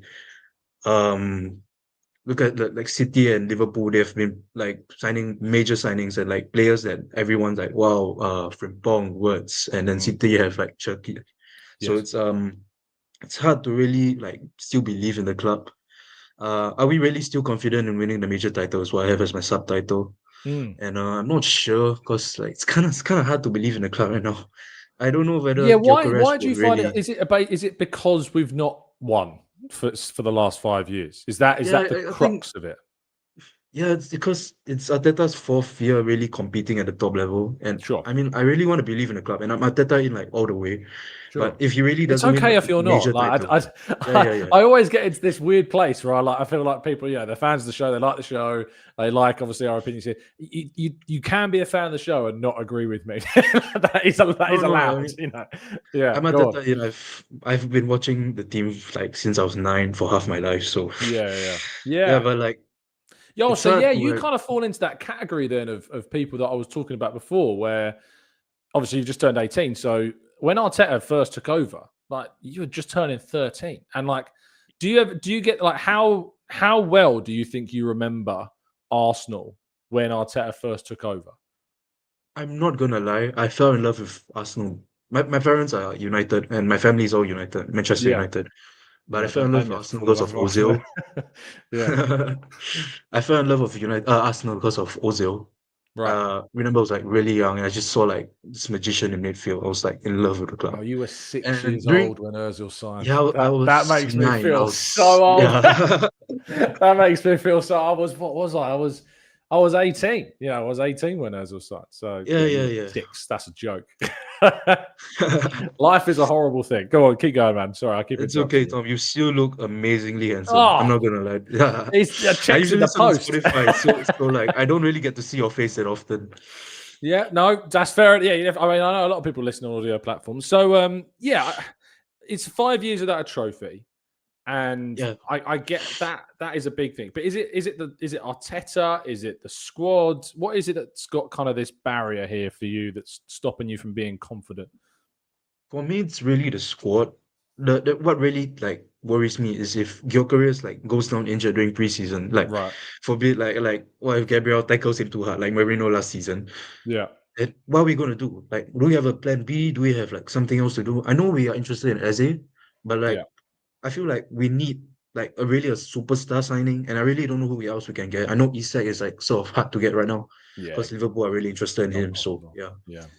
But Eze for me is a superstar sign. If Arsenal sign Eze, that goes down for me as one of the signings of the window. Like, Arsenal need a chaos player. They need a maverick player. They need someone that's going to change the way we attack. And I genuinely look at Eze as that player for a number of roles, like either replacing Odegaard in certain games, playing the left 8 role instead of right in certain games, playing off the left in certain games, playing a more natural 10 role if we change the structure, even a second striker role. Like, there is so much, I think, to come from an Eze signing. I think that would be really important. Who's your dream signing of the summer? We'll round off on this question. Who would be your dream? Honestly, I really wanted Isak at the start. Yeah. Yeah, but now that we've got Gyökeres, I'm happy. I've got a lot of United friends. In Singapore, the main popular football clubs are Liverpool and Man U. Right. So Arsenal is sort of like the third most popular. So it's not very common that I get a lot of Arsenal friends to talk to. Right. And my United friend, he was angry when we signed Gyökeres. He was angry. He was not happy. And because I think they sort of deluded themselves into thinking they were going to get Gyökeres because of the Amorim connection. Yeah. But for me, at this point of time, I kind of like Liao. I know it's a bit weird, but like after watching the AC Milan game in Singapore, I know. I've heard, but like he looked really exciting. So yeah, Liao's my guy for now. Fair but play. I know it's not really likely, but he's really exciting. A bit of the chaos baller as well. Yeah, he does have that chaos fact. There's no doubt about that for me. It's just my issue with him is the inconsistency. Like that's for me. Whereas Eze, I don't understand it. Eze for me consistently produces, like every week, every game. I know he can deliver. Whereas with Liao, he can deliver, but not every game, and it kind of blows hot and cold. And maybe that gets sorted out at Arsenal, and he ends up proving me wrong if he was ever to sign, But yeah, that's kind of where I'm at. But Sky, what an absolute pleasure to chat with you, my friend. Thank you so much for your call. Tom. I mean, I love your content, and I've been supporting you for so long. So it's really a pleasure to speak to you. No, pleasure's all mine, mate. Thank you so much. And I hope you enjoy. One day I hope I can come to London and watch a game. So yeah. Yes, please do. It's a far trip, man. It is a far trip. I heard the flight is it's a long one. So yeah. So thank you, man. Enjoy the rest of your day or evening. I mean, enjoy the rest of your day. What time is it there now? It's 2 a.m. now. It's 2 a.m. now. You're a madman. Thank you, Sky. I really appreciate your time. Speak to you soon. Thank you. Speak to you. No Bye. Well, brilliant call. Lovely stuff. Again, just another highlight of how fantastic this community is, isn't it? We have one more caller for today, and then I can retire for the evening. I'll put a pizza in the oven, enjoy that. And I did go to Borough Market earlier on today. That's the good thing. Now I've moved house. I'm like 20 minutes from London Bridge. And on a day off, as today was, I could just jump on the train, 19 minutes up to Borough Market. And if you've ever been to Borough Market, and if you're ever going to the UK or London, you need to make sure you do. There's a little kind of stand or stall called the Black Pig. If you don't know what it is, you need to find out what it is. And they do this just the best sandwich ever. And whenever I feel like it now because I live so close, I can just hop up there. Oh, perfect middle part of the day, that is. Anyway, I'm going off on a tangent, and we need to get our last caller on, which is I'm going to butcher the pronunciation, but he's going to correct me. Wala, how you doing? Hey, Tom. It's Weil. Nice to meet you. Weil. Okay, see, how bad was that? It was close enough. I gave you new syllables and everything. Like, I mean, when my parents moved to England, they just put as many vowels as they could in the first name. They really did. It'd be great, honestly. If your name was in a game of Hangman, it'd be guessed within about four guesses. Just A-E-I, and you're done. You've got it. Anyway, thank you, man. I really appreciate your call, and thank you for your patience as well. I know you had to pop off earlier for parental reasons. But tell me what it is you've been listening to that's really sparked kind of your thinking processes, if you like. Yeah, I mean, it's interesting hearing the varied views of Arsenal fans. I'm originally from the UK, but I'm living out in America now. Nice. Where in the States? In Virginia. So around DC area, yeah. So yeah. Little sports club around here is pretty nice, but it's good to see the different views. I mean, as I think KB earlier was talking about the dross on Twitter or X as it's called now. I'm like, I hate losing to Tottenham. It was annoying. Yeah, me too, man. It was great for a blocking session. That is what it's some of these moments they do allow you a little cull on your social feeds. Yeah. Just blocked a bunch of people. But yeah, no, I just don't understand. I understand some fans with the downing, but I've been an Arsenal fan for since 94.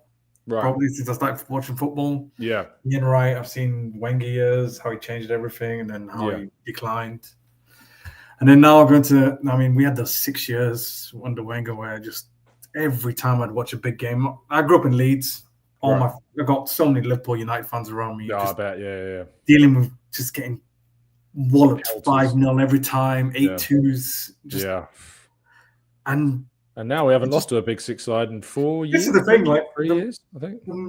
The more I hear Arteta out things that people come at me, it's always one of those rival fans like, "Oh, Arteta has to win something. You're getting rid of him, right? You're getting rid of him." I'm like, "Why?" It's almost like they want us to get rid of him, isn't it? Yeah. You should be happy if we're not winning anything. Why do you want him gone so bad? Yeah.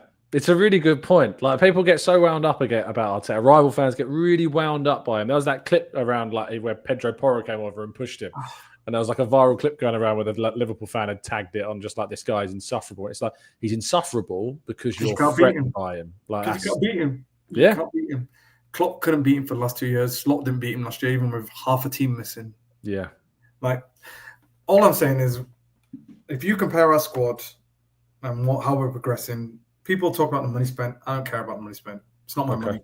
Yeah, fair enough. We've got the money. We can spend it how we want. Yeah. Chelsea spending money, City spending money, and Liverpool now spending money. We've only recently had the Champions League money, 3 years of it. Now, you need to think about all these other clubs. Liverpool have had like 10 years nearly of qualified non-stop for Champions League on the clock. That's why they're going for these Isaks. The Isak deal, I know people are saying about like, oh, we should have hung around for him. Now look, he might be going, even though if Newcastle take less than 150 million, they're stupid for a start. He's got 3 years on his contract. Let him go on strike. They are silly if they don't take. I think that I don't know how much Liverpool go to. The rumours are at the moment that they're not going to go back in, but I think they probably will. We'll see. I would take 150 and I'd want the payments immediately if I'm Newcastle. Newcastle can't get another replacement, clearly.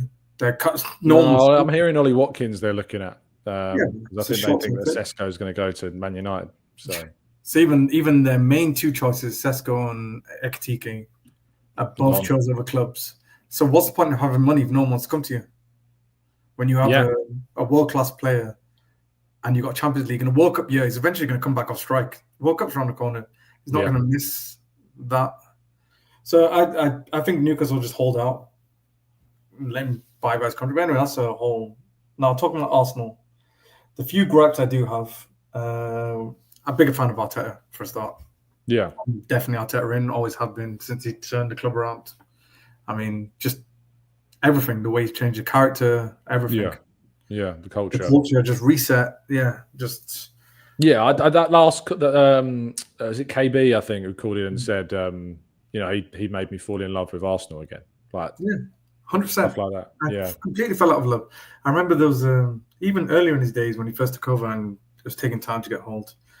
I was watching all the games early on, and then I think when he beat United first time at home in January time, I was like, all right, I see something here.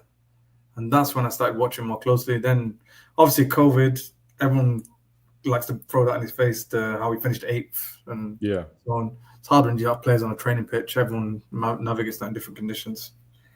But the one few gripes I have him is the rotation of the squad. Yes. And that can't... He's got no excuse for that this year. No. We have a squad now to rotate, especially if Eze comes, hopefully. Yeah. If you spend like 100+ million on two players and there's Madueke who don't immediately get into your starting 11, you've got to rotate. Like, there's no excuse. I agree with most people watching Arsenal. There is a mechanic problem with the left side. Yeah. It's stodgy. One argument I have, and I don't know why, maybe Arteta knows more than me, he's on training, but why hasn't tried switching Rice and Odegaard? So we can get some more it's just a simple personnel switch, or even in game sometimes, just to see Odegaard move left, Rice go to the right side so he can overlaps on the outside. I haven't seen that, which I want to see more flexibility with this season. Now he has a squad, and he'd have to worry about. Maybe before he'd worry because with the left inverting, having Rice there to cover and defensively pull back in to help out the party when he's there, because he wasn't as mobile as he used to be. Yeah. Now with Zubi there, you'd hope that you can move Rice and Odegaard around because you have to pivot as Zubi in front. That's my hope. Now, a lot of people are talking about Eze saying he's not a left winger. He plays in a 3-4-3. He goes everywhere. He has a free role to move around and impact. And that'll obviously open up Saka and him to switch around and move around as well around. Just gives more flexibility. Now, someone like Grealish wasn't a left winger. He won a Champions League playing on the left wing for United, which is a similar type of holds onto the ball, beats a man, shifted out left, worked fine. I agree, Eze is a good signing, but we need another superstar on that left side. It's too easy to mark Martinelli one-on-one. No offense, I'm a big fan of Martinelli. It's not offense taken, mate. It's just the reality. Injuries. He seems to have lost a bit of pace to me. From the hammy, he's had a lot of hammy injuries and he has had a lot of hammies. Yeah. It seems to be he's lost like half the yard of space. I think he's lost confidence in himself. When you first burst onto the scene, it's a bit like watching Darwin in some ways, because like they're players that just kind of throw caution to the wind and just go for it. Yeah, and he's just. I remember that goal he scored against Chelsea when Kante slipped over. Like he's lost that kind of mercurial where Klopp was kind of raving about him. That kind of that aura about him has kind of gone a little bit. I hate fans jumping on the back of him and being like, just get rid, and all this. Like for me, it's like you said. I think you used a great word. You said like there's a mechanical issue with the left hand side. Like it's all well and good saying you'd swap Martinelli out for Rodrygo or even Eze, who I'd love to see come in, but it doesn't necessarily mean that solves the problem, because it could be a systemic issue. No, I agree. And I know Madueke has been signed as a backup to Saka. A lot of money. Primarily, yes. It's a lot of money. I'm a fan, though. I have been a fan since the PSV days. And I think Arteta is. I think there's a few games we played PSV in the Europa League. There's clips of it where he just destroyed our whole left-hand side. Tierney couldn't keep track of him. Tierney is one of our better defenders at the time, pre-injuries. So I see the value, and I do see the value of when you're playing these low box, stretching the pitch out. I know he used to do a similar thing with City, with Sané, where they play him wide left, just to stretch the whole pitch out and have Sterling on one side to hug the lines. And especially if you've got a left back inverting, it gives you the option of just pulling everyone away from the centre of the pitch to give Odegaard more room and attacking midfielders. Another point, I think that Nwaneri is a big downgrade off the ball on Odegaard. Yeah, that's fair enough. Yeah. 100%. I think with the ball, he can do nearly everything Odegaard can do with shooting. But you watch whenever he's in the team, the pressing structure breaks down. It does break down. Mm-hmm. You just see it, and you can see Arteta screaming at him as well, like press, push, and you can see the gaps. Track back. The tracking back is not as bad, but it's the pressing from the front. But Odegaard's such a relentless presser that like anyone that comes in is not going to press like Odegaard, because he's probably the best pressing attacking midfielder there is in the Premier League.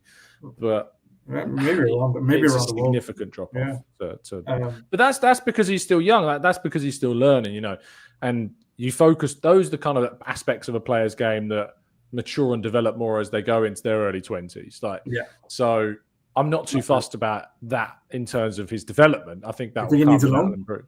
But maybe he does. Like if Eze comes in, it's funny though, isn't it? Because we always talk about like having enough depth, having enough players, having the strength and depth and the quality, and we bring Eze in, and now we're like, right, we've got to get rid of Nwaneri on loan because when's he going to play? So there is an irony, of course, to all of this. That gives me around. I mean, I've done everyone's done the whole teams playing around the two teams we've got. If Eze comes in, we have 22 to 23 first team players without Nwaneri. And that includes and that's without Dalman as well, who's probably going to get minutes. And it's a lot. I think a few minutes here and there to Dalman at 15, it's fine. Nwaneri now is getting to 18, 19. he needs to be getting more than, I don't know, 5 to 10 games a season. Yeah, 100%. 100%. I mean, Nwaneri played 37 times last season. I think people think he played a lot less than that, but he played a lot last season, and people kind of think that he doesn't. The whole Arteta doesn't like him. That's rubbish. Like, he wouldn't have signed up to a new deal if they didn't rate him. Right. Exactly. So it's going to be intriguing, isn't it? How things go. But I think, I'm feeling good. So thank you for your call. You've ended the show in a perfect way. Thanks for having me. And thank you for your patience as well. I really appreciate it. Before you go, Jay says, can you please ask Will to play the North London Forever on your grand piano? That'd be great. I knew I should have chose this background. It's a very nice apartment you've got there. Yeah. America's cheap to buy. It's very similar to Benny's, who comes on quite a lot as well. Anyway, absolute pleasure, mate, and I'll catch you soon. Guys. You're right. All right, up the Arsenal. Up the Arsenal, indeed. Massive thank you to all of our callers today. 2 hours, 33 minutes. Oh, I tell you, it's warm in this room. 2 hours, 2.5 hours of calls. I like doing phone-ins now and again. The fact that they go on for 2.5 hours sometimes is why I don't do them every week. I think you could probably empathise with that. It's a lot of time that goes into doing these shows, but it's always so. It's such a privilege, to be able to speak to the listeners of the channel and to get people's thoughts on, to get the varieties of views, and that's when people say things like in the chat box, and you get people, and I know they're just trolls, and I know you're telling me not to ignore them, I know you're telling me just to ignore it, but when people say that, I'm not open to different points of view, this is why I do these shows. It's to give the opportunity to anybody to come on. It's not, anyone who clicks that link and is willing to be patient and wait to come on to give their views gets on. And I think that every single time we do these phone-in shows, it shows you, I think, the best representation of how people are feeling. Because even when there's disagreements or there's challenges, they tend to end pretty well, and it makes people think, and I get made to think. I think the point that was made earlier from Leo about the substitutions was excellent. I love KB's conversation about how Arteta, is responsible for basically making him fall in love with Arsenal again.